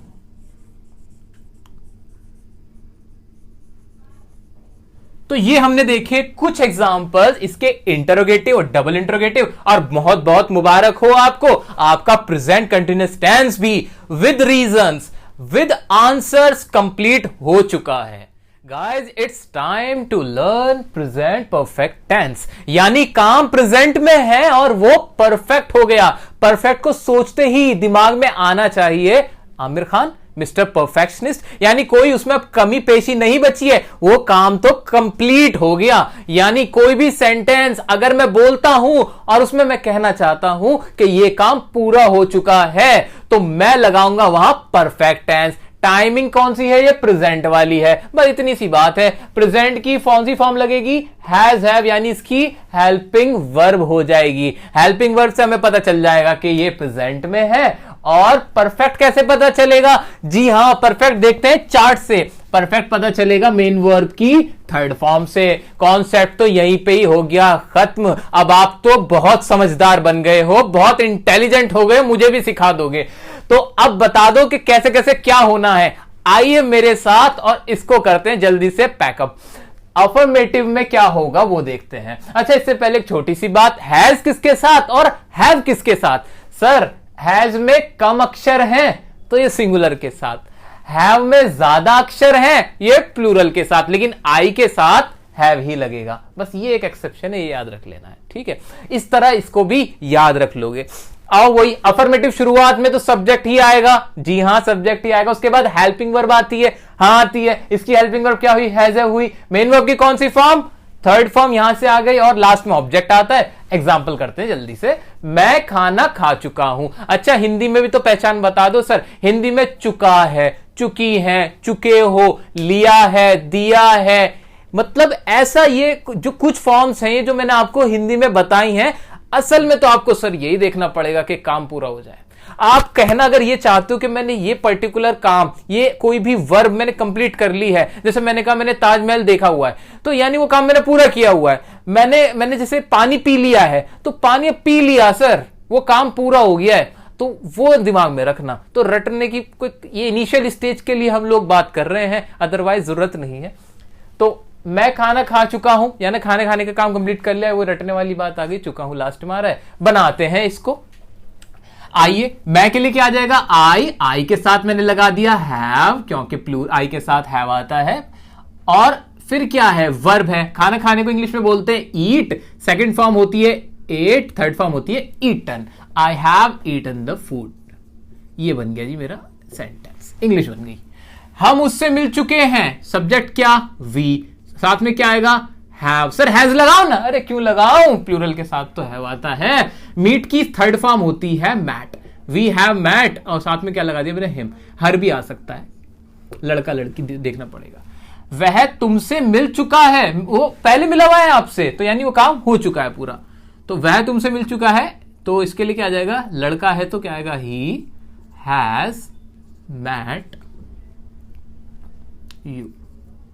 ये कुछ एग्जांपल्स हमने कर लिए। इसके नेगेटिव पे आ जाते हैं। नेगेटिव में और इसमें फर्क क्या होगा, आप खुद सोचो दिमाग से, नेगेटिव में और इसमें फर्क क्या होगा। कोई फर्क नहीं होगा, सिर्फ लग जाएगा नॉट लगेगा, NOT नॉट। तो अब ये दो एग्जांपल मैंने आपके लिए दे दिए हैं, ये मैं नहीं करूंगा, ये आप मुझे करके बताओगे। कुछ नहीं करना है, हैजर के बाद बस नॉट लगा देना। आपकी हिंट के लिए वर्ब की फॉर्म बता देता हूं। देखने की इंग्लिश हो जाती है सीन, और पहुंचने की इंग्लिश हो जाएगी, थर्ड फॉर्म लिख रहा हूं मैं यहां पे आपके लिए, रीच्ड। तो ये है, ये क्या है, थर्ड फॉर्म। तो आपको अगर दिक्कत आएगी तो इसमें आएगी, ये मैंने आपके लिए लिख दी फॉर्म, ये है थर्ड। दोस्तों इसका इंटरोगेटिव और देख लेते हैं। इंटरोगेटिव में भी क्या होगा, अब आप तो खुद बनाओगे स्ट्रक्चर, क्योंकि आप जानते हो कि कैसे बनना है। इंटरोगेटिव है तो सबसे पहले दिमाग में क्या आया कि शुरुआत में क्या आनी चाहिए, उसकी हेल्पिंग वर्ब। हाँ जी, हेल्पिंग वर्ब रख दी क्या, हाँ रख दी जी, हैव आ गया। सब्जेक्ट लगाना होता है, उसके बाद सब्जेक्ट रखा, हाँ सब्जेक्ट रखा। सब्जेक्ट के बाद फिर क्या लगती है, मेन वर्ब लगती है, हाँ मेन वर्ब लगती है। लेकिन क्योंकि ये परफेक्ट है, इसके लिए लगा दो फॉर्म थर्ड, लगा दी थर्ड। लास्ट में ऑब्जेक्ट आता है, रख दिया, हाँ जी रख दिया ऑब्जेक्ट, बन गया स्ट्रक्चर। रटा तो है ही नहीं, ठीक है। अब इसके कुछ एग्जांपल देखते हैं, जल्दी से उसकी इंग्लिश भी बना देते हैं। एग्जांपल क्या है, क्या तुम मैच जीत चुके हो, क्या तुम मैच जीत चुके हो, यानी मैच जीतने का काम खत्म हो गया है। तो बनाएंगे इसकी। तो सबसे पहले तो सब्जेक्ट क्या है, यू, इसके लिए क्या आ जाएगा, हैव, फिर आ जाएगा सब्जेक्ट, और जीतने की इंग्लिश होती है विन, वॉन, तो हैव यू वॉन, और लास्ट में क्या आ जाएगा, object, have you won the match. अच्छा, अगला एग्जांपल है, क्या तुमने काम कर लिया है, जो आप काम कर रहे थे, जो काम करते हो, वो काम क्या आपने पूरा कर लिया है, प्रेजेंट में पहले से चल रहा था और आपने फिनिश कर लिया है। तो हम बोलेंगे, अच्छा यहां वर्ड कीवर्ड है। याद रखना कि जो परफेक्ट होगा ना, ये है की आवाज निकलेगी, क्योंकि प्रेजेंट का परफेक्ट होगा। अगर था की आवाज निकली फिर वो प्रेजेंट का नहीं होगा। ये हमें माइंड में रखना है। जितने भी प्रेजेंट टेंस होंगे उनकी आवाज, हिंदी की अगर मैं बात करूं तो है में आएगी, है, हूं, हो। ये बहुत जनरल बात है, साधारण। अगर आप इस पे गौर नहीं करोगे तो दिक्कत में आ जाओगे, ठीक है। तो अब इसकी इंग्लिश क्या होगी, क्या तुमने काम कर लिया, शुरू में तो हैव ही आएगा, हैव यू, और करने की इंग्लिश होती है डू, और थर्ड फॉर्म होती है done, have you done the work. Sir ये भी हो गया। अब कोई भी एग्जांपल आपकी मर्जी से आप उसकी हिंदी लिखो और इंग्लिश बना दो, कोई टेंशन वाली बात ही नहीं है। अच्छा, इसके डबल इंटरोगेटिव होंगे, बिल्कुल होंगे, क्यों नहीं होंगे। डबल इंटरोगेटिव में क्या चेंज होगा, सर कोई चेंज नहीं होने वाला। डबल इंटरोगेटिव में हम बस क्या करने वाले हैं कि स्ट्रक्चर जो है ये हमारा ये वाला, उससे पहले हम लिखने वाले हैं WH फैमिली, जो हम करते भी हैं, लगा दो WH फैमिली। अच्छा, अपनी कॉपीज में आप अलग अलग ही लिखना। ये तो मैंने अपनी सुविधा के लिए, यहां थोड़ा सा मैं सेल्फिश हो रहा हूं, अपनी सुविधा के लिए कि दोबारा ना लिखना पड़े, मैं यहां से इसको रब करके लिख रहा हूं, आप अलग अलग लिखोगे। अच्छा, और एग्जाम्पल में क्या हो जाएगा, शुरू में क्या नहीं आएगा और क्या कहां पर आएगा, क्या तुम मैच जीत चुके हो, हम कह देंगे तुम कब, हमने इसको बना दिया कब, तुम कब मैच जीत चुके हो।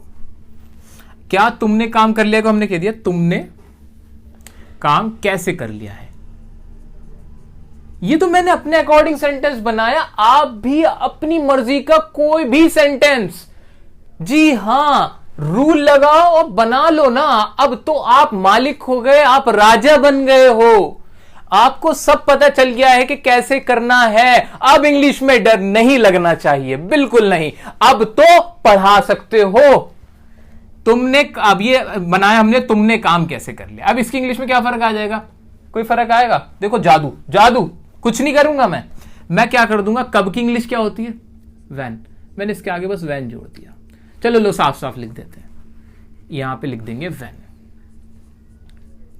बस जादू। इसमें क्या करूंगा, पूरा मिटाऊं, मैं तो नहीं मिटा रहा। तुमने काम कैसे कर लिया को मैं कर दूंगा हाउ, बस ये तो फर्क है। तो ये बन गए हमारे डबल इंटरोगेटिव। तो ये डबल इंटरोगेटिव का स्ट्रक्चर था, और इस तरह ये करते हुए हमने बहुत ही शानदार तरीके से प्रेजेंट परफेक्ट टेंस को भी परफेक्टली खत्म कर लिया है। अब बारी आई है प्रेजेंट परफेक्ट कंटिन्यूअस टेंस की, जिसके बारे में हमने कहा था कि ये खाम में टेंस को बढ़ा देने वाली बात है। इसके टाइप का कोई खास रेलेवेंस नहीं है, इस्तेमाल करने में भी काफी कम इस्तेमाल होता है ये टेंस, लेकिन इस्तेमाल होता है, ये इंपॉर्टेंट है। तो हमें सब कुछ पढ़ना है और बहुत अच्छे से पढ़ना है। तो प्रेजेंट परफेक्ट कंटिन्यूअस कंफ्यूज करने के लिए बहुत बढ़िया ये टेंस है, क्योंकि इसके नाम में दोनों ही आ जाते हैं, परफेक्ट भी और कंटिन्यूअस भी। अब सर हम क्या समझें इसको, तो आप ये समझें कि ये जो कंटिन्यूअस टेंस है जो कि परफेक्ट है, इसको लिख भी लो कि ये कौन सा टेंस है, कंटिन्यूअस है जो कि परफेक्ट है। इसका मतलब क्या हुआ, इसका मतलब यह हुआ कि जो इसकी कंटिन्यूटी है ना, ये जो दिल की धड़कन चल रही है, तक धक धक धक ये जो हो रहा है, वो एक सिस्टमैटिक मैनर में हो रहा है, यानी हमें मालूम है कि ये कब से चल रही है। तो इसलिए इसका नाम दे रखा है प्रेजेंट परफेक्ट कंटिन्यूअस टेंस, कि हमें मालूम है कि ये काम कब से चल रहा है, इसकी टाइमिंग हमें पता है। मैंने आपके सामने एक एग्जांपल रखा कि मैं आपको पढ़ा रहा हूं, ये कौन सा टेंस है।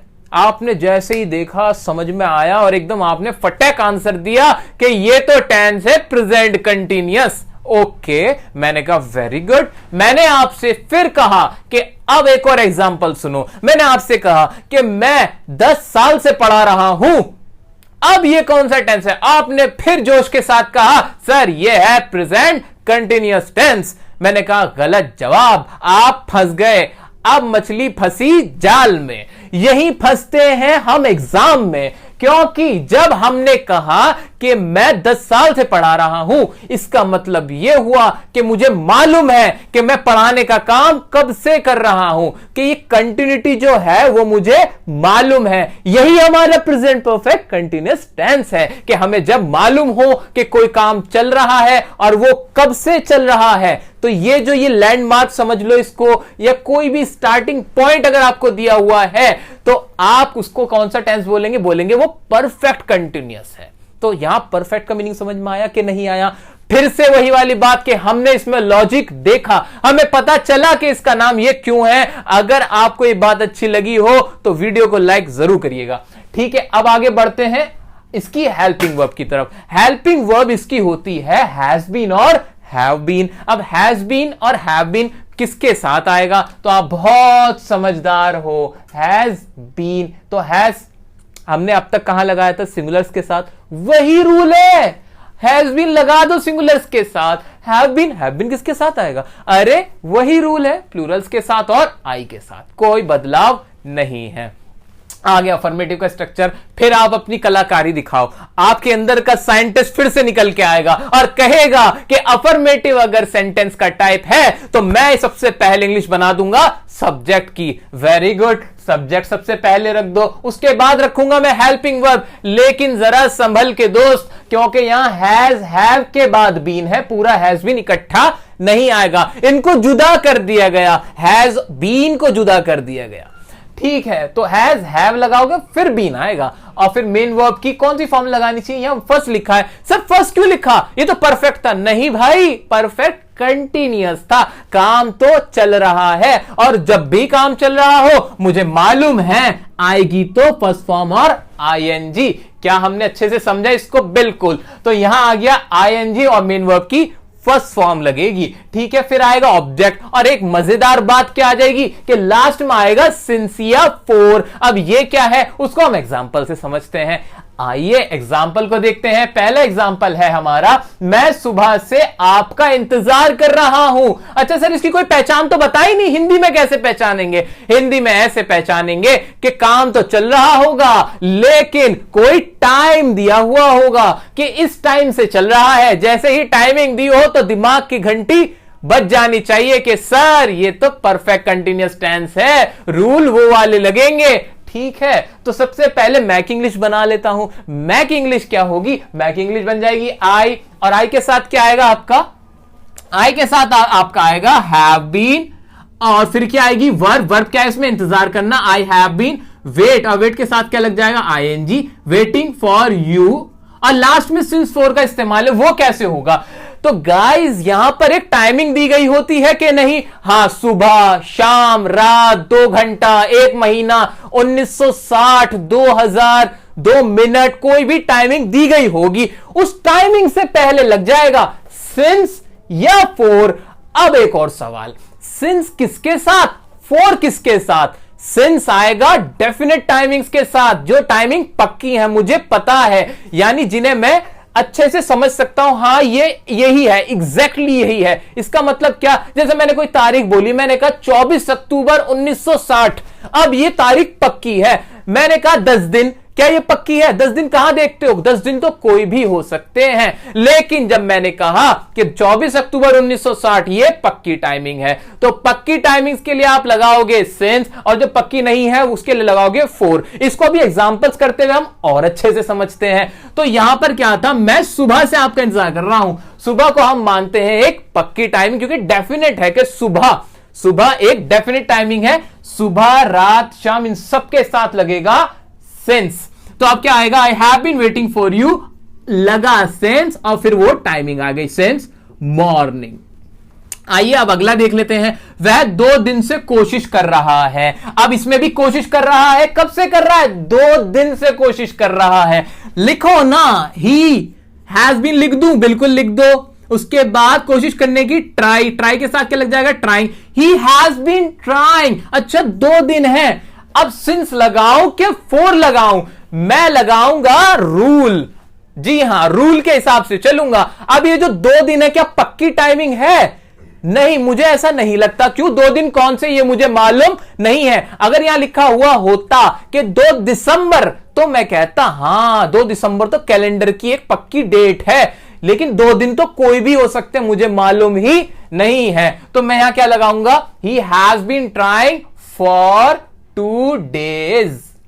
तो ये भी हमने कर लिया जी। अगला सेंटेंस है, तुम 1980 से दिल्ली में रह रहे हो। तुम 1980 से दिल्ली में रह रहे हो। दिल्ली में तो रह रहे हो, कंटिन्यूअस तो है, लेकिन 1980 से है, तो ये हुआ हमारा परफेक्ट कंटिन्यूअस। इसको बनाते हैं ना, तो तुम की इंग्लिश तो मैं क्या लिख दूंगा? यू के साथ हैज बीन लगा देता हूं। नहीं ना, यू के साथ लगेगा हैव बीन।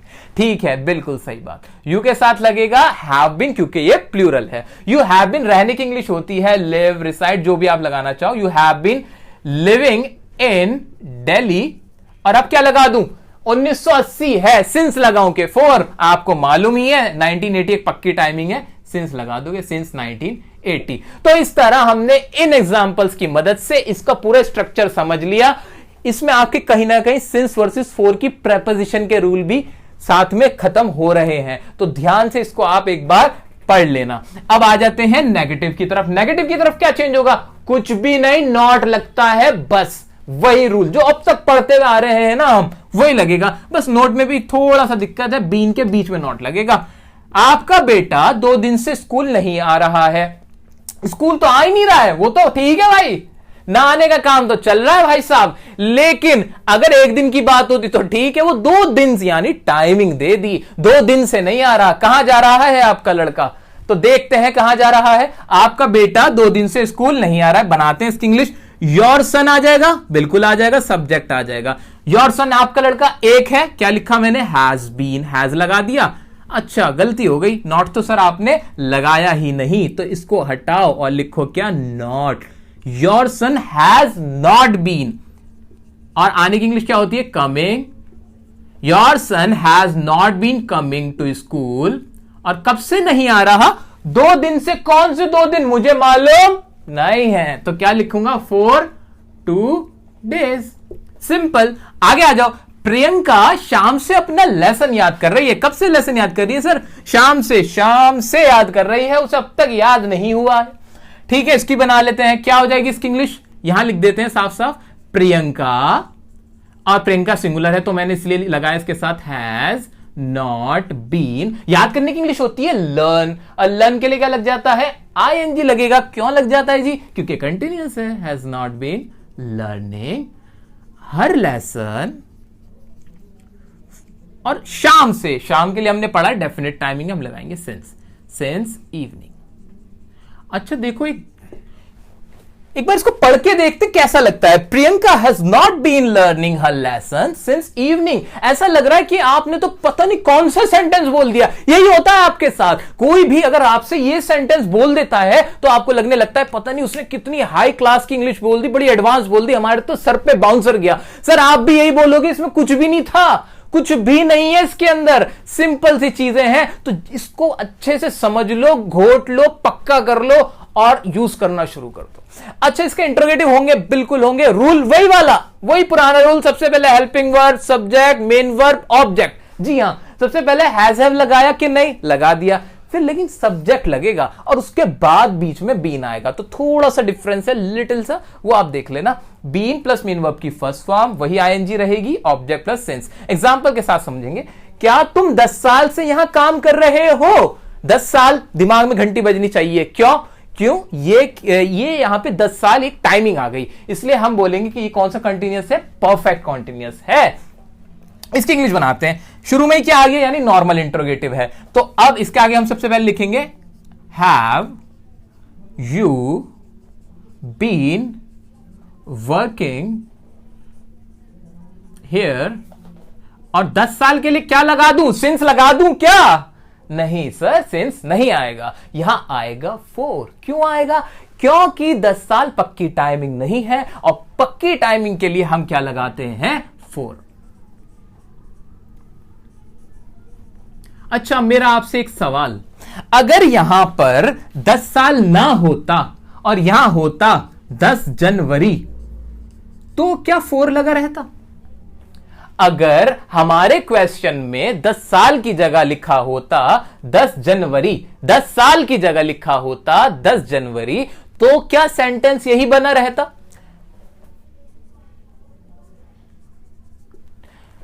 जी 10 जनवरी कोई पक्की टाइमिंग है, डेफिनेट है, कैलेंडर में दिखती है, बिल्कुल दिखती है। क्या यहां पे सिंस लगना चाहिए? जी हां लगना चाहिए, तो लगा देंगे।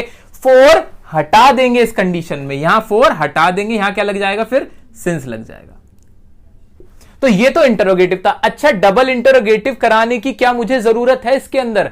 डबल इंटरोगेटिव पहली बात तो बहुत कम इस्तेमाल होता है, इसका रेयरली इस्तेमाल होता है। स्टिल आपको हम स्ट्रक्चर बता देते हैं, स्ट्रक्चर के अकॉर्डिंग आप एक बार बना के जरूर देख लीजिएगा। स्ट्रक्चर में बहुत बड़ा चेंज है, स्ट्रक्चर में इतना बड़ा चेंज है कि आपकी आंखें फटी रह जाएंगी, आपके कानों में से धुएं निकलने लगेंगे। बहुत बड़ा चेंज। अब देखते हैं क्या होगा, देखिए जल्दी से देखिए। हैज हैव पूरा रब करते हैं और जल्दी से हम कर लेते हैं। हां, हो गया, हो गया। आप WH फैमिली लगा देंगे और ये स्ट्रक्चर बन जाएगा। ठीक है, थैंक यू। दोस्तों, अब हम बात करने जा रहे हैं पास्ट इंडेफिनिट टेंस की। पास्ट इंडेफिनिट वर्ड सुनते ही दिमाग में क्या आया? ये आया कि काम जो हुआ है उसकी टाइमिंग तो है पास्ट में, यानी बीते हुए कल में, और वो काम कितना हुआ है, वो है इंडेफिनिट, यानी वो डेफिनेट नहीं है, मुझे मालूम नहीं है कि कितना हुआ है। आमतौर पर पास्ट इंडेफिनिट टेंस के अंदर हम वो बातें करते हैं कि जो हमने पास्ट में कोई काम किया उसे हम अब बता देते हैं। ये वाली जो बातें होंगे, ये वाले जो सेंटेंसेस होंगे, वो बनते हैं पास्ट इंडेफिनिट टेंस में। अच्छा, इसके और आगे बात करने से पहले मैं आपको एक बात पे ध्यान दिलाना चाहूंगा कि इसके अंदर जो फॉर्म यूज होती है वो होती है second form of verb. Past indefinite के अंदर फॉर्म ऑफ वर्ब यूज होगी सेकंड। जो हमारी 3 फॉर्म्स ऑफ वर्ब होती है ना, फर्स्ट सेकंड थर्ड, उसमें जो सेकंड होगी वो होगी पास्ट इंडेफिनिट में इस्तेमाल। अच्छा, एक बात और, इसको याद कैसे रखोगे? इसको याद रखना ना बहुत ही आसान काम है। वो कैसे कि जो हमारी तीनों फॉर्म हुई उसमें फर्स्ट और थर्ड का तो बहुत जगह इस्तेमाल होता है, लेकिन ये जो सेकंड फॉर्म होती है ना, सेकंड फॉर्म का सिर्फ और सिर्फ इस्तेमाल पूरी इंग्लिश के अंदर सिर्फ पास्ट इंडेफिनिट में होता है। मैं ये कह सकता हूं कि सेकंड फॉर्म बनाई ही गई है इस पास्ट इंडेफिनिट के लिए। तो ये याद रखना बहुत आसान काम है, बहुत स्पेशल टेंस है। अच्छा, इसकी बात करते हैं कि इसका इस्तेमाल कितना होता है। पास्ट इंडेफिनिट का बहुत ज्यादा इस्तेमाल होता है। कैसे? क्योंकि हम लोगों की टेंडेंसी होती है, ह्यूमन बींग्स की एक आदत होती है कि हम लोग बात करते हैं पुरानी, पिछली, मैंने ये किया, मैंने वो किया, मैं वहां गया, मैं ये घूमा, ये वो, जितनी भी आप अपनी बातें बताते हो, घटनाएं बताते हो, वो सब किस में बताते हो? आप पास्ट इंडेफिनिट में ही बताते हो। तो इसका इस्तेमाल बहुत ही ज्यादा होता है, तो इसको बहुत अच्छे से पढ़ना है हमें। अच्छा, अब एक बात और मेरे दिमाग में आ रही है, वो क्या है? जब मैं इस चार्ट को देखता हूं, यहां तो ये लिखा है कि अगर टेंस इंडेफिनिट हो तो फॉर्म ऑफ वर्ब लगेगी फर्स्ट। आप समझ पा रहे हैं मैं क्या कह रहा हूं? मैं कहना ये चाहता हूं कि हमने तो ये पढ़ा है कि अगर कोई भी टेंस है वो इंडेफिनिट है तो उसके साथ फॉर्म तो लगेगी वर्ब की, मेन वर्ब की फर्स्ट। लेकिन पास्ट इंडेफिनिट में सेकंड फॉर्म कैसे आ गई? इसका जवाब ये है कि सिर्फ यही एक टेंस है, ये ही एक टेंस है जिसके अंदर एक एक्सेप्शन है कि इंडेफिनिट तो है लेकिन फॉर्म लगेगी सेकंड। तो हमने ये पढ़ा कि ये एक एक्सेप्शन है, इस रूल का सिर्फ एक एक्सेप्शन है, वो है ये हमारा क्या? Past indefinite tense. अच्छा, एक्सेप्शन याद कैसे होगी? अरे याद करने की जरूरत ही नहीं पड़ेगी, क्योंकि मैंने बोला तो आपसे कि वर्ब की सेकंड फॉर्म सिर्फ और सिर्फ पास्ट इंडेफिनिट में इस्तेमाल की जाएगी। ओके, अब आगे बात करते हैं इसकी। पास्ट इंडेफिनिट की हिंदी में कैसे पहचान याद रखोगे? हिंदी में पहचान इसकी होती है कि कोई भी सेंटेंस जब हम हिंदी में बोलते हैं तो उसके आखिर में आवाज आती है आ, ई, ए, ओ, ता, था, ती, थी, ते, थे, इन पे खत्म होता है। ये तो हो गई रटने वाली बात। नॉर्मली मैंने बोला है कि कोई भी आपने घटना बताई कि ऐसा हुआ, मैं वहां गया, मैंने ये किया, मैंने वो किया, मैंने खाना खाया, हम उससे मिले, इस तरह की जो भी घटनाएं होती हैं, इवेंट्स होते हैं जो घट चुके होते हैं पास्ट में, उसको हम बताते हैं पास्ट इंडेफिनिट टेंस में। आइए एग्जांपल्स की मदद से हम इसको और अच्छे से समझते हैं। इसका अफर्मेटिव सबसे पहले देखेंगे। अफर्मेटिव का क्या स्ट्रक्चर होगा? अफर्मेटिव का अब तक आप बनाना जान चुके हो स्ट्रक्चर। सबसे पहले तो सब्जेक्ट ही आएगा, हाँ जी सब्जेक्ट ही आएगा। अच्छा, फिर मेन वर्ब की सेकंड फॉर्म, ये भी अब समझ में आ चुका है, हमने पढ़ा है कि पास्ट में सेकंड फॉर्म लगती है। अच्छा, इसमें और प्रेजेंट इंडेफिनिट में कुछ सिमिलैरिटी आपको नजर आ रही है? हाँ, एक सिमिलैरिटी है, प्रेजेंट इंडेफिनिट के अफर्मेटिव में भी सब्जेक्ट के बाद कोई हेल्पिंग वर्ब नहीं थी।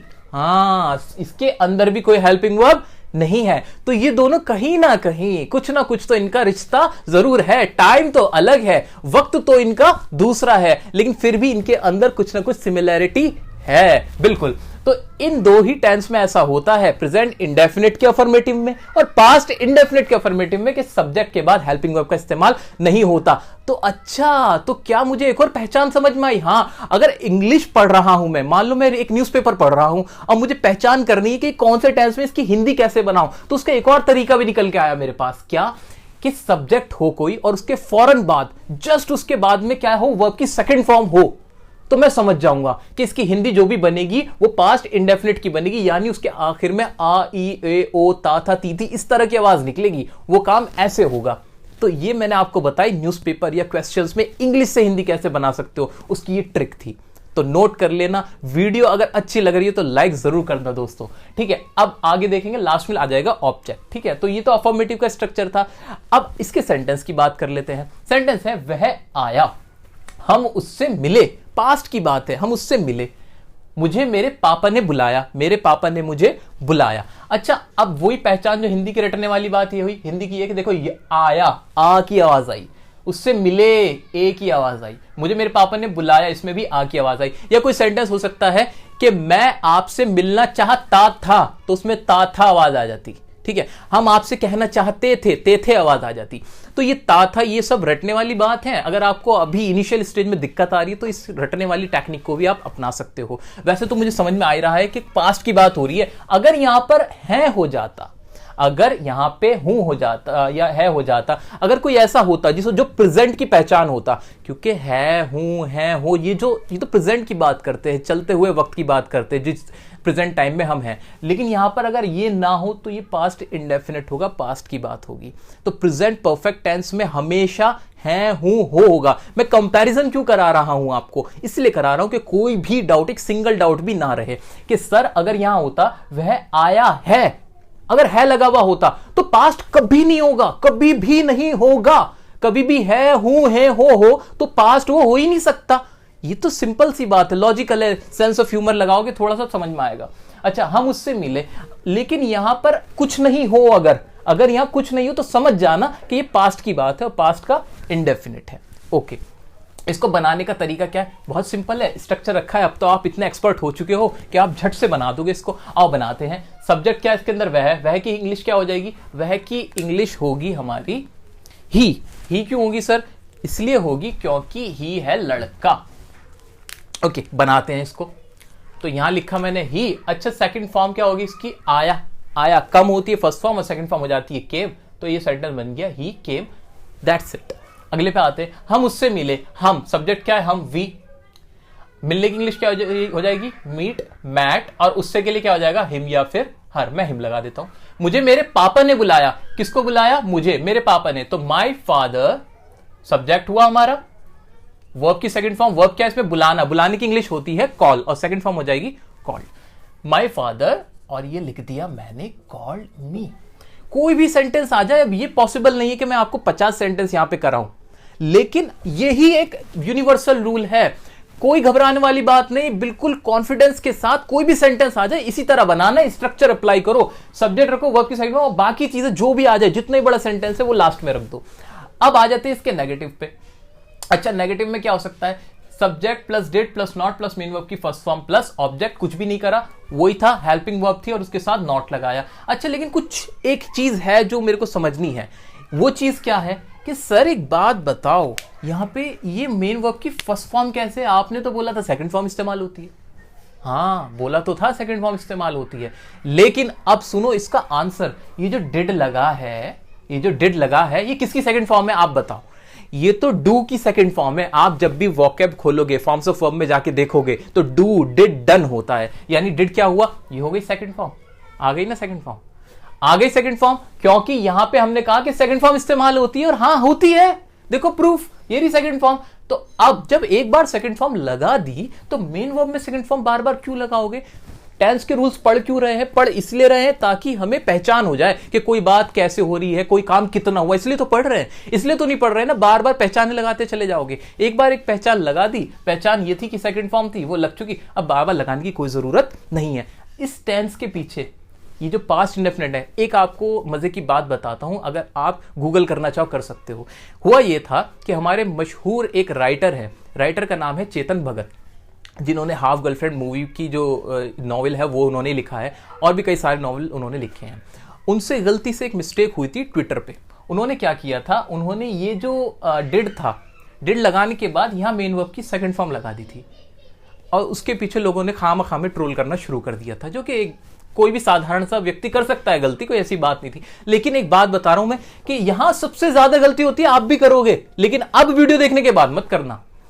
यहां पर सेकंड फॉर्म बिल्कुल नहीं आएगी, यहां लग चुकी है एक बार सेकंड फॉर्म, दोबारा नहीं आएगी, ठीक है? तो यहां बड़े बड़े लोग गलती कर सकते हैं, तो आपको यह बात दिमाग में रखनी है, आप भी बड़े लोग हो, आप गलती मत करना। आते हैं इसके कुछ एग्जाम्पल्स की तरफ। मैंने झूठ नहीं बोला, कोई बात नहीं है, सारा वही कुछ है। लास्ट की पहचान देखो, मैंने झूठ नहीं बोला, आखिर में आवाज आई आ की। पास्ट में कोई काम हुआ था झूठ बोलने का, आपने कहा वो काम मैंने नहीं किया, तो लिखो आई, इसको हम लिखेंगे आई, और फिर डिड नॉट आ जाएगा, सबके साथ डिड आएगा, टेंशन खत्म हो जाती है। यहां पे कोई और दूसरा अल्टरनेटिव है ही नहीं। आई डिड नॉट, और फिर क्या आएगा? झूठ बोलने की इंग्लिश होती है tell a lie.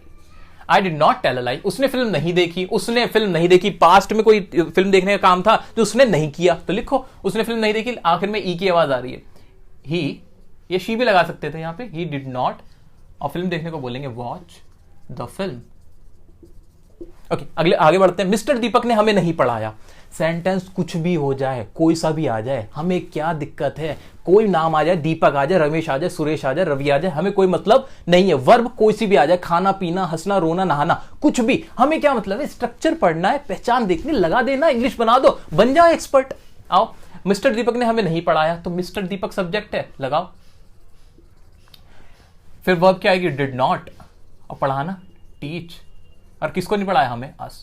Mister Deepak did not teach us. अच्छा, कुछ एग्जांपल्स और समझ लो वर्बली, अफर्मेटिव के और नेगेटिव के। जैसे एग्जांपल क्या हो सकता है? मैं गया, तो इंग्लिश क्या बन जाएगी? आई वेंट, तुम आए, यू केम, ठीक है।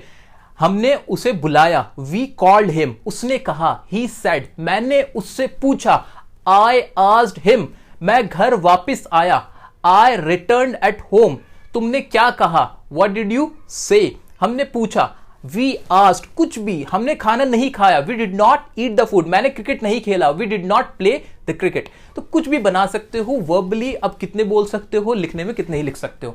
आगे बढ़ते हैं इंटरोगेटिव की तरफ। इंटरोगेटिव में क्या पढ़ रखा है हमने? कुछ भी नहीं। सबसे पहले क्या आ जाएगी? हेल्पिंग वर्ब आ गई। हेल्पिंग वर्ब इसकी डिड थी, डिड आ गई, सब्जेक्ट आना ही था। मेन वर्ब की फिर से फर्स्ट फॉर्म आएगी क्या? बिल्कुल आएगी, डिड आ गई ना, सेकंड फॉर्म, पास्ट इंडेफिनिट हो गया, और ऑब्जेक्ट आ जाएगा, मार्क ऑफ इंटरोगेशन आएगा। क्या तुमने यूट्यूब पर वीडियो देखी? देखो, कुछ डिफरेंट सा एग्जांपल ले लिया, इसको बनाने में दिक्कत है? कोई दिक्कत नहीं, बनाते हैं ना। क्या तुमने यूट्यूब पर वीडियो देखी, लास्ट में ई की आवाज आई, ई की आवाज आई, पास्ट में देखने की बात हुई थी, ठीक है, बना दो इसको, डिड, फिर लिखो सब्जेक्ट, उसके बाद रखनी है मेन वर्ब की फर्स्ट फॉर्म, देखने को क्या बोलते हैं? वॉच, और फिर क्या? Video, did you watch the video on YouTube, on YouTube, mark of interrogation. ये बन गया, did you watch the video on YouTube. Okay, क्या उसने पढ़ाई की? क्या उसने पढ़ाई की? अच्छा, नॉर्मल इंटरोगेटिव सेंटेंस है, इनका आंसर यस या नो ही वाला होता है, आपने पहले पढ़ रखा है इस चीज को। क्या उसने पढ़ाई की? डिड, फिर से डिड आ जाएगा, ही या शी आ जाएगा, डिड ही स्टडी, बस बात खत्म हो गई। क्या तुमने लिखा? Did you right. अच्छा, इसके आगे कुछ भी होता, ऐसा होता कि क्या तुमने ब्लैक बोर्ड पे लिखा, तो क्या लिखते? इसकी इंग्लिश क्या बन जाती? Did you right on black board. क्या तुमने क्लास में लिखा? Did you right in the class. कुछ भी, आगे कुछ भी हो जाए, हमें कोई मतलब नहीं, आपको इतना सही करना है। तो ये हमने देखा अफर्मेटिव, नेगेटिव और इंटरोगेटिव, ठीक है। अब बचता है एक डबल इंटरोगेटिव। डबल इंटरोगेटिव का आपके लिए होमवर्क है, स्ट्रक्चर बना के दिखाना क्या हो सकता है, और वही कान से धुएं निकल जाएंगे और आपकी बिल्कुल हवा खराब होने वाली है, क्योंकि बहुत ही मुश्किल होता है डबल इंटरोगेटिव। जी हाँ, बहुत मुश्किल। क्या होता है? कुछ नहीं होता जी, डिड से पहले क्या लग जाएगी? WH, family. और एग्जांपल क्या हो जा सकते हैं? तुमने मुझे क्यों बुलाया? Why did you call me? तुमने उससे क्या कहा? पास्ट में क्या कहा? What did you say to him? तुमने उससे क्या पूछा? What did you ask him? तुम वहां क्यों गए? Why did you go there? ठीक है, तो ये सेंटेंसेस आप WH फैमिली के बना सकते हो। प्रैक्टिस के लिए 50 सेंटेंस बनाओ, 100 सेंटेंस बनाओ, लेकिन एक बार आज ये वीडियो देखने के बाद बना जरूर लेना, और इस पे कमांड हासिल करना। पास्ट इंडेफिनिट बहुत ज्यादा इस्तेमाल होने वाला है। कभी भी अपनी कोई स्टोरी बताओगे, कुछ भी बताओगे, इंटरव्यू में बैठे हो, कोई कुछ लिख रहे हो, ये इस्तेमाल बहुत होना है। तो ये हमने आज देखा, बड़े अच्छे से समझ लिया है। अब आगे बढ़ते हैं हम अपने पास्ट कंटिन्यूअस की तरफ। दोस्तों, अब हम पहुंच चुके हैं पास्ट कंटिन्यूअस टेंस पे। पास्ट कंटिन्यूअस टेंस पे जब हम पहुंच गए हैं ना, तो यानी हमने अपना काम बहुत आसान कर लिया है। अब आपको टेंसेस समझने के लिए सिर्फ प्रेजेंट टेंस को समझने की जरूरत होती है। जिसने प्रेजेंट टेंस अच्छे से पढ़ लिए हैं, वो सारे टेंस फिर कर लेगा, क्योंकि उसको एक सोच आ जाती है टेंसेस की। और ये काम हम और आप आज कर चुके हैं इस वीडियो के अंदर। तो अब यहां पर देखते हैं कैसे हम एक जादू करेंगे और ट्रिक के साथ इसको समझेंगे। बिल्कुल जादू सही तो है। पास्ट कंटिन्यूअस टेंस, अब पढ़ना कौन सा है? Past continuous. और पढ़ कौन सा चुके हैं हम पढ़ चुके हैं प्रेजेंट कंटिन्यूअस टेंस, ये हमने पढ़ लिया है, ठीक है। अब इसमें और इसमें मुझे फर्क बताओ आप। इसमें और इसमें डिफरेंस मुझे दिख रहा है। कंटिन्यूअस तो कंटिन्यूअस है, टेंस तो टेंस है, पास्ट प्रेजेंट। सिर्फ फर्क किस चीज का है? टाइम का। हां, सिर्फ इसका और इसका फर्क है, बाकी तो टेंस सेम हो गया। अच्छा, मैं हिंदी में कुछ समझू इसको। प्रेजेंट कंटिन्यूअस में हमने क्या पढ़ा था? प्रेजेंट कंटिन्यूअस में कोई काम प्रेजेंट में चल रहा होता था, दिल की धड़कन थी, ये बात थी, ठीक है जी। कैसे सेंटेंस होते थे? मैं जा रहा हूं, तुम आ रहे हो, मैं जा रहा था, तुम आ रहे थे। यही तो करना है। हाँ, यही करना है, बिल्कुल यही करना है, क्योंकि सिर्फ टाइम बदलना है। टाइम बदलना, हिंदी में भी टाइम बदल जाएगा और उसकी इंग्लिश बनाने में भी टाइम बदल जाएगा। अच्छा, हिंदी में बदलने के लिए मैंने मैं जा रहा हूं को मैं जा रहा था से बदल दिया, यानी था रिप्लेस कर दिया हूं से, था रिप्लेस कर दिया हूं से। इंग्लिश में क्या करूं, इंग्लिश में क्या करूं, टाइम बताने के लिए, पहचान करने के लिए हेल्पिंग वर्ब का इस्तेमाल होता है कि नहीं? हाँ, इसकी हेल्पिंग वर्ब क्या होती है? प्रेजेंट कंटिन्यूअस की हेल्पिंग वर्ब होती थी इज, एम, आर। वैसे मैं लिखने में तो खामखा अपना टाइम खराब कर रहा हूं, यहां लिखा तो है ये ना, ये कंटिन्यूअस के लिए तो थी, कंटिन्यूअस की प्रेजेंट के लिए इज, एम, आर थी। पास्ट के कंटिन्यूअस के लिए क्या होती है, क्या होनी चाहिए, बल्कि वॉज वर होनी चाहिए। बिल्कुल, तो मैं कह सकता हूं इसकी हेल्पिंग वर्ब क्या हो जाएगी? Was were. अच्छा, कोई और चेंज करना है, वर्ब की फॉर्म में चेंज करना है? बिल्कुल नहीं।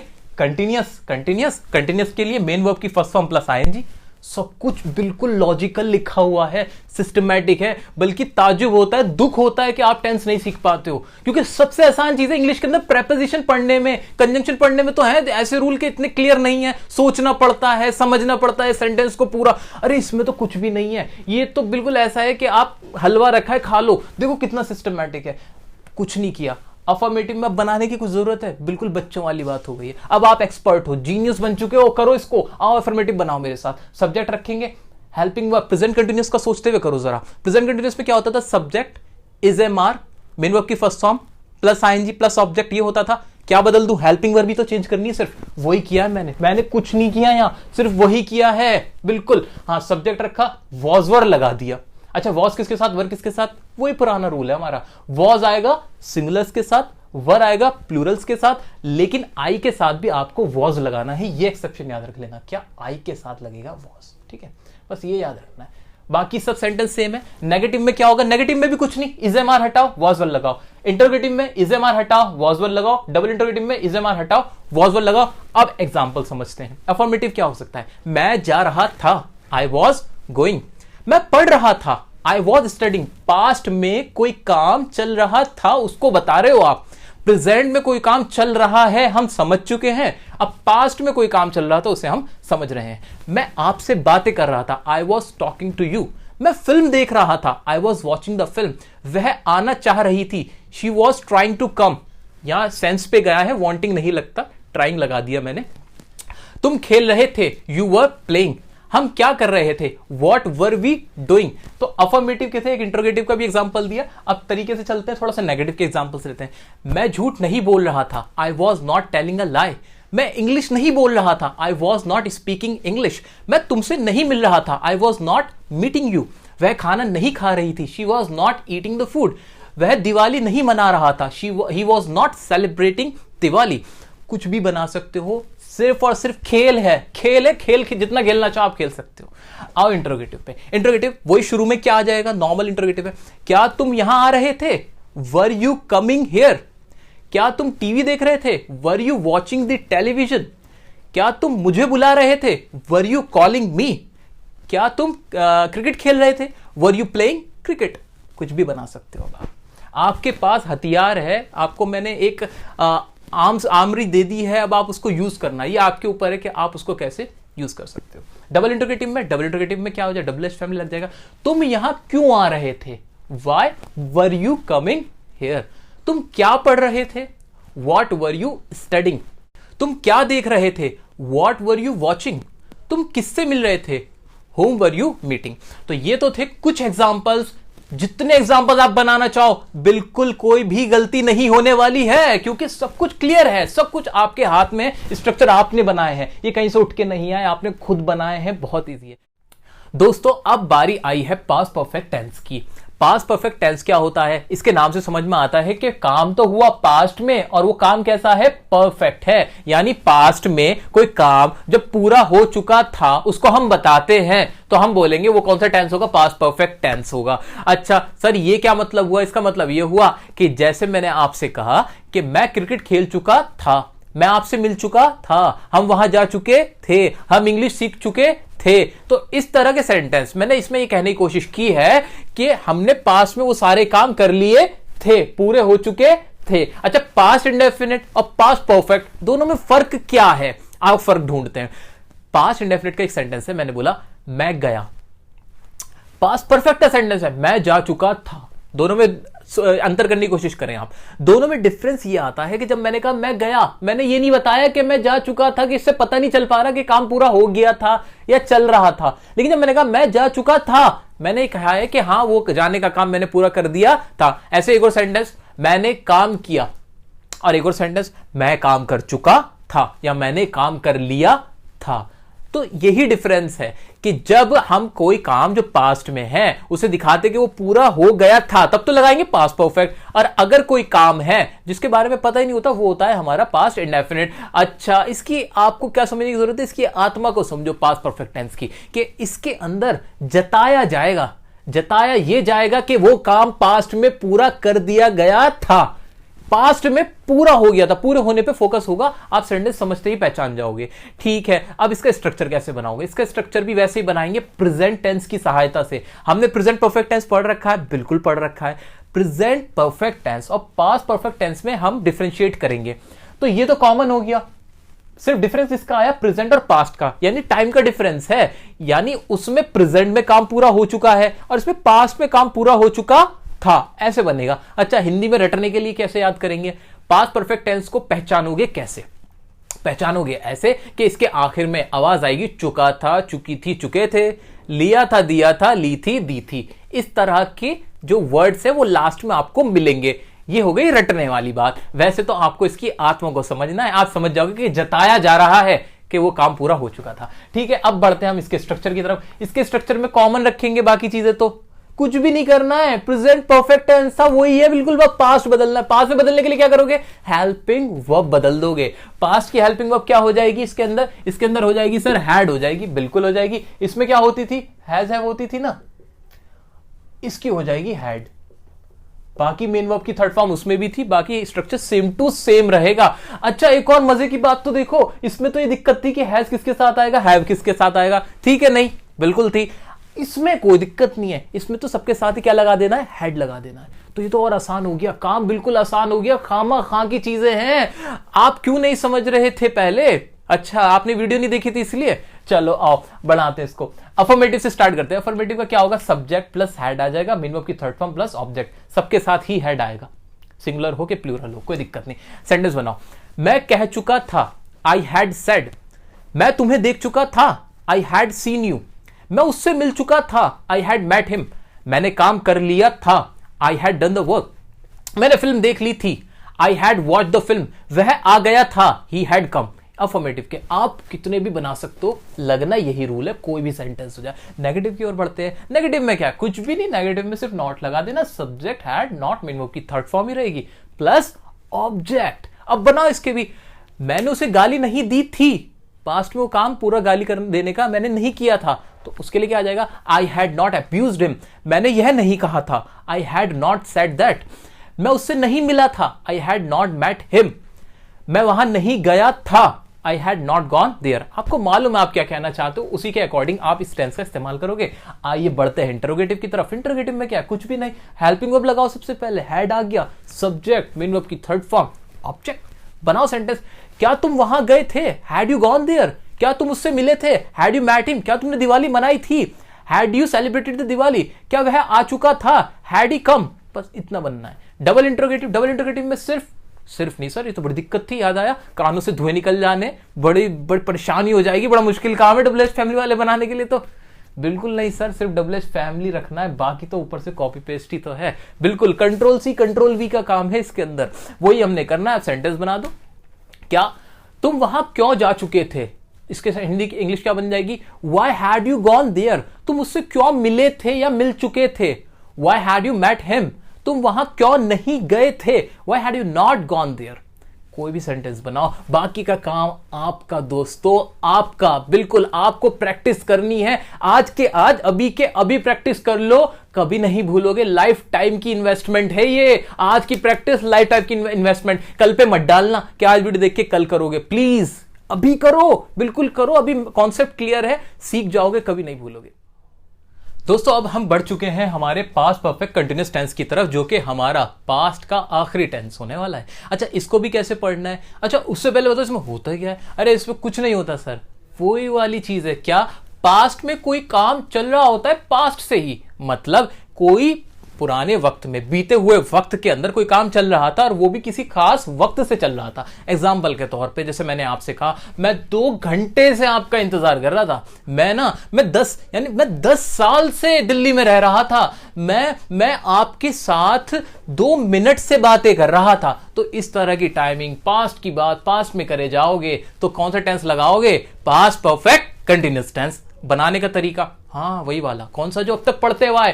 पास्ट टेंस को पढ़ने की जरूरत ही नहीं है अगर प्रेजेंट पढ़ रखा है। वही वाली बात मैं दोहरा रहा हूं अपनी, और आप भी देखो यही होने वाला है। यहां पे भी क्या होने वाला है, देखो दोबारा से कंपैरिजन करते हैं हम। कंपैरिजन में देखो, past perfect continuous, present perfect continuous. फर्क क्या? सिर्फ ये फर्क है, बाकी ये चीजें तो कॉमन आ गई। यानी स्ट्रक्चर आधा से ज्यादा तो सेम हो गया, सिर्फ बदलने की क्या जरूरत है? हेल्पिंग वर्ब बदल देना बस, और कुछ नहीं करना है। हेल्पिंग वर्ब ही बदली हुई मिलेगी, और हेल्पिंग वर्ब भी बहुत आसान होगी। कैसे आसान होगी? प्रेजेंट परफेक्ट कंटीन्यूअस की हेल्पिंग वर्ब क्या होती है जरा बताइए? इनकी हेल्पिंग वर्ब होती है हैज बीन या फिर हैव बीन, ये होती है ना? हाँ होती तो यही थी। इसमें बदल के क्या हो जाएगी? अब आपको भी आइडिया है, जी हाँ बिल्कुल सही सोच रहे हो। क्या हो जाएगी? इसकी हेल्पिंग वर्ब बदल के जानी है बस। यानी ये तो और शॉर्ट कर दिया। हाँ हुआ है, शॉर्ट हुआ है, बहुत आसान हो गया। बस थोड़ी सी मेहनत प्रेजेंट में करनी है, पास्ट में तो फिर जो मेहनत पहले कर रखी है उसका खाओगे।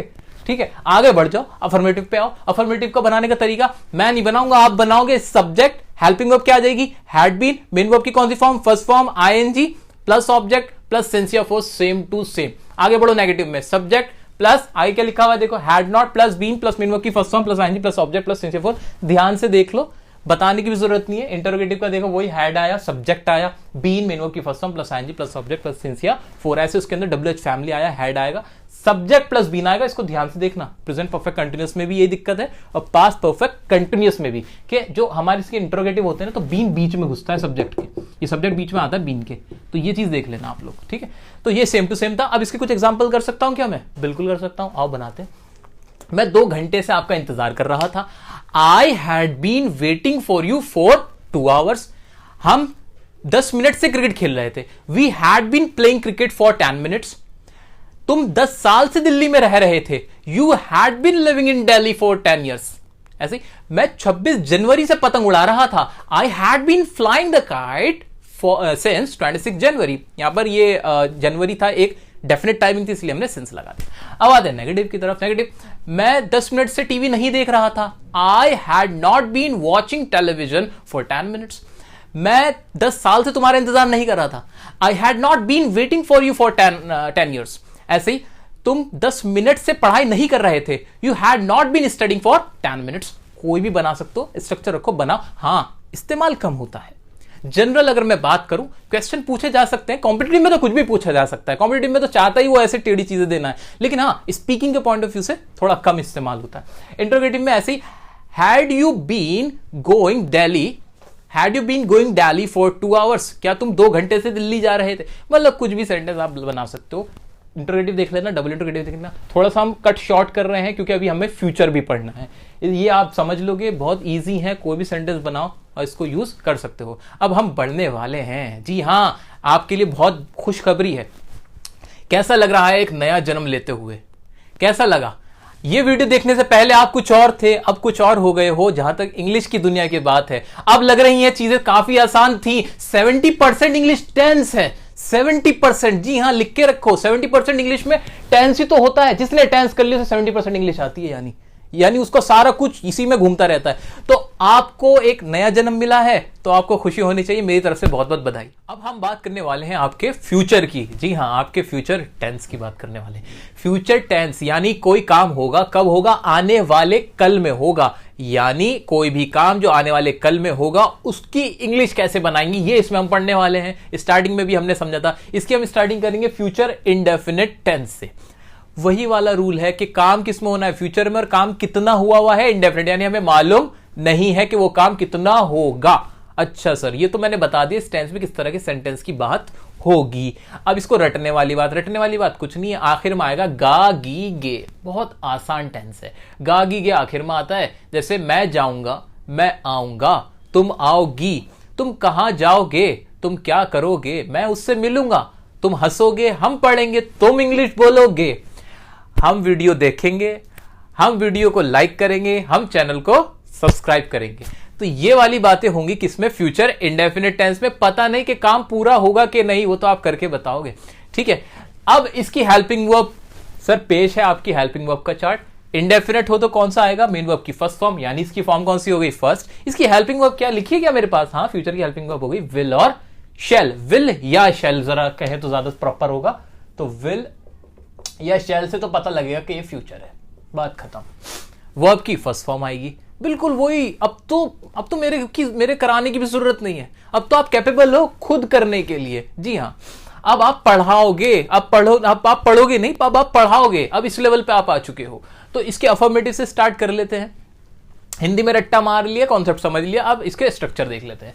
सब्जेक्ट रखा, विल या शैल आया, मेन वर्ब की फर्स्ट फॉर्म आई और ऑब्जेक्ट आ गया। अच्छा सर एक बात बताओ, विल किसके साथ, शैल किसके साथ? फ्यूचर टेंस में कोई भी टॉपिक इतना इंपॉर्टेंट नहीं है, सिर्फ एक यही टॉपिक है जो इंपॉर्टेंट है, यही पार्ट है क्या, कि विल किसके साथ आएगा और शैल किसके साथ आएगा। इसको हम ध्यान से समझ लेते हैं, बहुत आसान है, बहुत ज्यादा आसान है। विल शैल, शैल आएगा आई और वी के साथ, जहां सब्जेक्ट मेरा आई हो या वी हो, आई हो या वी हो, आई हो या वी हो, तो आएगा शैल और सबके साथ विल। इतना सा काम है। अभी बात पूरी नहीं हुई, बात क्या है आगे की। विल और शैल एक मॉडल वर्ब भी है। उसका मतलब क्या हुआ कि जब मैं कोई ऐसी बात कहूं जिसके अंदर कोई धमकी हो, जैसे मैंने कहा अगर आपने वीडियो को पूरा नहीं देखा तो हम आपको ब्लॉक कर देंगे, अगर इस तरह की कोई बात बोली, या अगर आपने वीडियो नहीं देखी हम वीडियो नहीं बनाएंगे। अब ये क्या धमकी दे रहा हूं, या मैं कहूं प्रॉमिस कि मैं आपको इस वीडियो के बाद एक्टिव पैसिव वॉइस की भी वीडियो बना के दूंगा, यह आपसे मैंने प्रॉमिस किया। फ्यूचर में कोई बात प्रॉमिस हुई, धमकी दी, या मैंने कहा कि इस बार तो मैं एग्जाम क्रैक करके रहूंगा। अब ये क्या किया, डिटर्मिनेशन।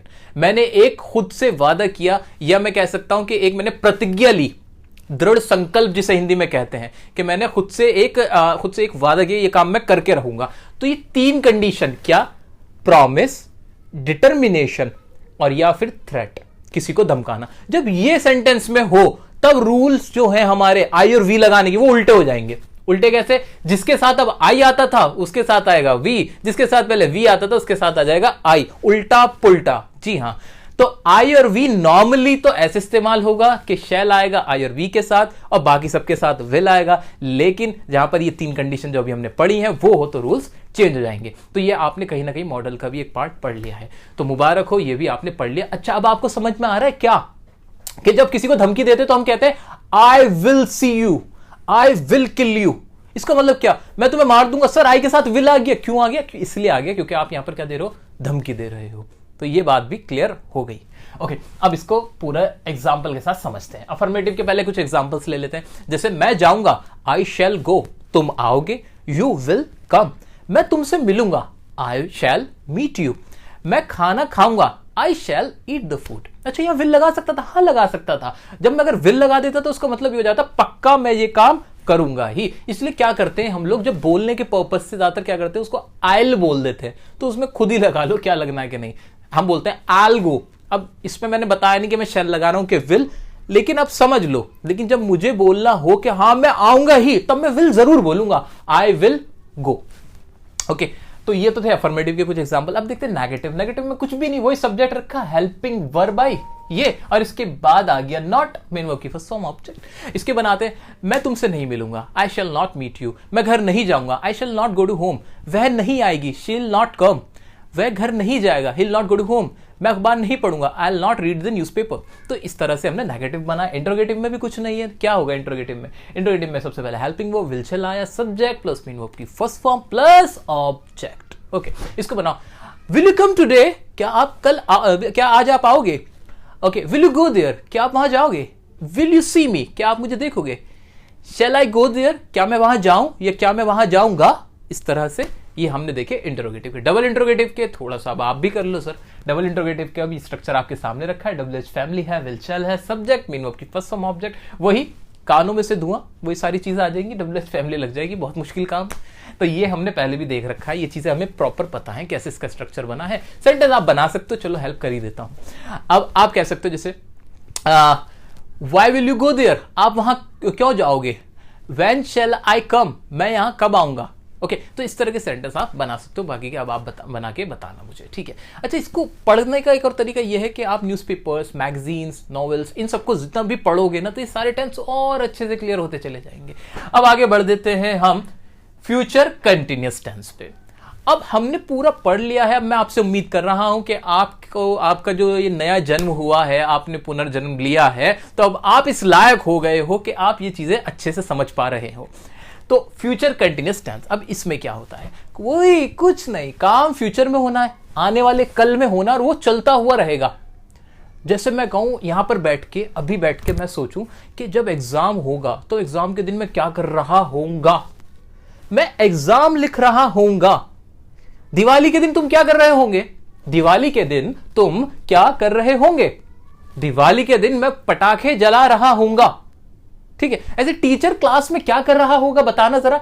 टीचर क्लास में पढ़ा रहा होगा, रहा होगा, रहा होगा, रही होगी, रहे होंगे। अच्छा, रटने वाली बात समझ में आई। और अच्छा, इसकी आत्मा को छुओ, इसकी आत्मा को समझो, महसूस करो, तो समझ में आया फ्यूचर में कोई काम चल रहा होगा। अच्छा सर, जब कोई भी काम चल रहा होता है तो वर्ब की कौन सी फॉर्म आती है? जी हां, हमें पता है, धक धक दिल। यस, मेन वर्ब की फर्स्ट फॉर्म प्लस आईएनजी, ठीक है। तो धक धक करने लगा, मेन वर्ब की फर्स्ट फॉर्म आईएनजी इसमें आने लगा। ओके, तो लग जाएगी मेन वर्ब की फर्स्ट फॉर्म की आईएनजी, लग जाएगी ना। लॉजिकल है कि नहीं? बिल्कुल है। अच्छा, हेल्पिंग वर्ब क्या रहेगी? विल शैल ही रहेगी, कोई दिक्कत नहीं, बस एक चेंज है इसमें। आप गौर करो, रहा होऊंगा, होना एक वर्ड आ रहा है। मैं क्रिकेट खेल रहा होऊंगा, तुम आ रहे होंगे, तो एक होना वर्ड आ रहा है कहीं ना कहीं। इसके लिए हम बी और लगा देते हैं इसके साथ, ये बी जरूर चलेगा। वह टीवी देख रहा होगा, ठीक है, तो ये बी सबके साथ लगेगा, इसका ख्याल करना है। बाकी का स्ट्रक्चर सब में सेम होगा। अफर्मेटिव से हम करते हैं इसको स्टार्ट। अफर्मेटिव का सब्जेक्ट रखेंगे, हेल्पिंग वर्ब आएगी, शैल विल, बी लगेगा, शैल बी हो जाएगा, विल बी हो जाएगा, मेन वर्ब की फर्स्ट फॉर्म प्लस आईएनजी हमारी है, और आखिर में आ जाएगा ऑब्जेक्ट। सेंटेंस बनाओ सर। मैं आ रहा होऊंगा, तो आई शैल बी कमिंग। तुम लिख रहे होंगे, यू विल बी राइटिंग। तुम मुझे देख रहे होंगे, you will be watching me. So ये सेंटेंस थे। अफर्मेटिव के नेगेटिव में आ जाओ। वह झूठ नहीं बोल रहा होगा, ही will not be telling a lie.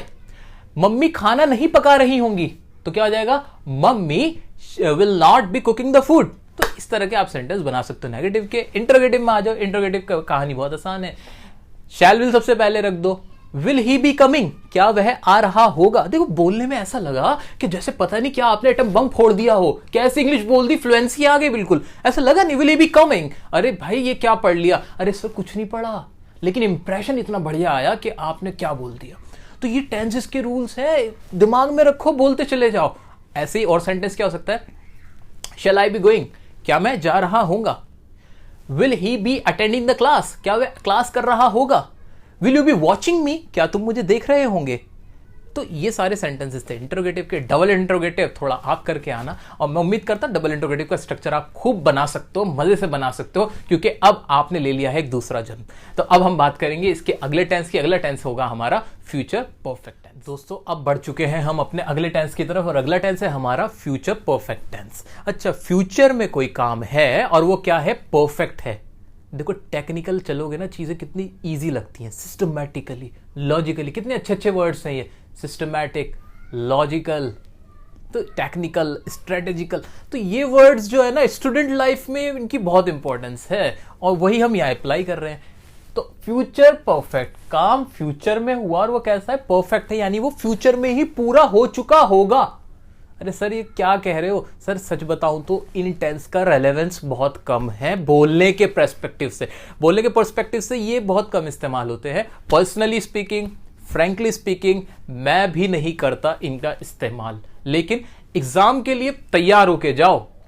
Knowledge के पर्पज से सब कुछ आना चाहिए। आओ चलो सेंटेंस बनाते हैं। और सेंटेंस क्या होता है, इसमें इस तरह के सेंटेंस होंगे कि मैं वो काम कर चुका होऊंगा। जैसे मैंने आपसे कहा, मैं ये वीडियो देखने के बाद टेंस सीख चुका होऊंगा, मैं इंग्लिश बोल चुका होऊंगा, मैं चैनल को सब्सक्राइब कर चुका होऊंगा, मैं वीडियो को लाइक कर चुका होऊंगा, हम वीडियो को शेयर कर चुके होंगे, हम आपसे मिल चुके होंगे। ये वाले सेंटेंसेस सारे आएंगे फ्यूचर परफेक्ट टेंस के अंदर। अच्छा सर जल्दी से बता दो अब मुझे इसकी हेल्पिंग वर्ब क्या होगी। सर हेल्पिंग वर्ब विल शैल की विल शैल ही रहने वाली है, कोई दिक्कत नहीं है।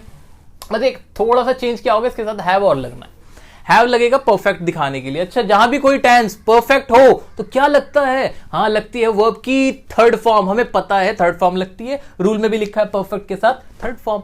चार्ट है, सिंपल बनाओ ना इसको, तो ये हेल्पिंग वर्ब तो वही रहेगी विल शैल, साथ में हैव और लग जाएगा। ठीक है, अब अफर्मेटिव का स्ट्रक्चर देख लिया, सब्जेक्ट से स्टार्ट हुआ, विल और शैल, हेल्पिंग वर्ब आई, हैव आया, मेन वर्ब की थर्ड फॉर्म प्लस ऑब्जेक्ट। अब जल्दी से इनके कुछ एग्जांपल्स लेते हैं और मजेदार से और उनकी हिंदी भी बना लेते हैं।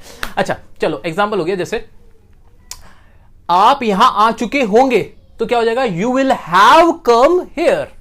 मैं आपसे मिल चुका होऊंगा, I will have met you. तुम खाना खा चुके होंगे, you will have eaten the food. Sir है थोड़े से ये थॉटफुल प्रोसेस है, कोई बहुत ज्यादा सोचने ही वाली बात है जो आप इस तरह के सेंटेंस इस्तेमाल करोगे, लेकिन पढ़ना है हमें इसलिए हम पढ़ रहे हैं। नेगेटिव पे आ जाओ, सब्जेक्ट हेल्पिंग वर्ब, अब नॉट हैव से पहले आएगा, बस ये देखना है आपको, हैव से पहले नॉट आएगा, मेन वर्ब की थर्ड फॉर्म प्लस ऑब्जेक्ट। जैसे मैं आपसे मिल चुका नहीं होऊंगा, हम किताब नहीं पढ़ चुके होंगे, तुम खाना नहीं खा चुके होंगे, तुम चांद पर नहीं पहुंच चुके होंगे। तो ये वाले सेंटेंस आपको इंग्लिश में चेंज करने, करो ट्रांसलेट, कोई दिक्कत नहीं। I'll not have reached to moon, I'll not have reached to the लगा दो, reach to the moon, क्योंकि जो मून होता है सन होता है उनके साथ द लगाना जरूरी होता है। ठीक है, सो I'll not have reached to the moon। ऐसे ही मैं आपसे मिल चुका नहीं होऊंगा, I'll not have met you। मैं खाना नहीं खा चुका होऊंगा, I'll not have eaten the food। इस तरह के सेंटेंसेस आप बनाओगे। ठीक है, अगला है हमारा इसका इंट्रोगेटिव। इंट्रोगेटिव में क्या होगा, हेल्पिंग वर्ब पहले आ जाएगी, फिर सब्जेक्ट आएगा और फिर हैव आएगा। इस बात पर नोटिस कर लेना, सब्जेक्ट के बाद हैव आएगा, मेन वर्ब की वही थर्ड फॉर्म लगेगी। जैसे क्या तुम मुझसे मिल चुके होंगे, तो इसकी इंग्लिश क्या हो जाएगी, will you have met me. क्या तुम वहां जा चुके होंगे, will you have gone there. क्या वह क्रिकेट खेल चुका होगा। आप यहां बैठे हुए हो, सोच रहे हो कि वो काम हो जाएगा और सोच रहे हो वो काम होने के बाद पूरा भी हो जाएगा। बहुत बढ़िया, बहुत बढ़िया। क्या मैं एग्जाम क्रैक कर चुका होऊंगा। अरे सर तैयारी करो, क्रैक होगा ना। तो इसके लिए हो जाएगा क्या कि will I have crack the exam. तो ये वाले सेंटेंस थे फ्यूचर परफेक्ट टेंस के। प्रैक्टिस जरूर कर लेना, रिक्वेस्ट कर रहा हूं, क्योंकि फंसना नहीं है। एग्जाम में कल को आ जाए ना तो दिमाग को ज्यादा सोचना ना पड़े, आपको पता हो कि ये सेंटेंस कौन सा है। इसलिए प्रैक्टिस कर लेना। स्पीकिंग पॉइंट ऑफ व्यू से कम इस्तेमाल होता है, एग्जाम पॉइंट ऑफ व्यू से मोस्ट इंपॉर्टेंट है। अब आ जाओ नीचे, फ्यूचर परफेक्ट कंटिन्यूअस टेंस। इसको अब हम पढ़ने वाले हैं और ये हमारा फ्यूचर का आखिरी टेंस होने वाला है। तो जी हाँ, आप हमारे साथ अब तक बने हुए हैं और हम सीख चुके हैं। अब आखिरी टेंस को सीखना बाकी है, फ्यूचर परफेक्ट कंटिन्यूअस। इसमें क्या होगा, कुछ नहीं होगा। फ्यूचर में कोई काम होना है, आने वाले कल में कोई काम होना है, और उस काम, वो काम जो होगा ना किसी खास टाइम से चल रहा होगा। हाँ बिल्कुल सही सुना आपके कानों ने, कानों में से धुएं निकलने लगे हैं और आपको समझ नहीं आ रहा क्या होने वाला है, दिमाग का बिल्कुल भरता बन चुका है। बिल्कुल, लेकिन है तो यही। अब लोग करते हैं इस तरह की बातें तो क्या कर सकते हैं, इनकी जरूरत ही यूं पड़ी क्योंकि हम अपनी लाइफ में इस तरह की बातें बोलते हैं। ये प्रैक्टिकली अप्रोच है लोगों का बोलने का, तो है भाई, क्या कर सकते हैं। अब सेंटेंस क्या बनेगा वो सुनो, लेकिन हंसना मना है। सेंटेंस होगा, मैं 2 घंटे से खाना खा रहा होऊंगा, तुम 10 महीने से मुझसे मिल रहे होंगे। ये सेंटेंस होंगे। बिल्कुल, तुम 6 महीने से तैयारी कर रहे होंगे, वह 10 मिनट से खाना पका रही होगी, वो 5 घंटे से तुम्हें गाली दे रहा होगा, तुम 10 मिनट से उसके साथ बैठे हुए होंगे। बिल्कुल यही वाले सेंटेंसेस आपके फ्यूचर परफेक्ट कंटिन्यूअस में इस्तेमाल होते हैं।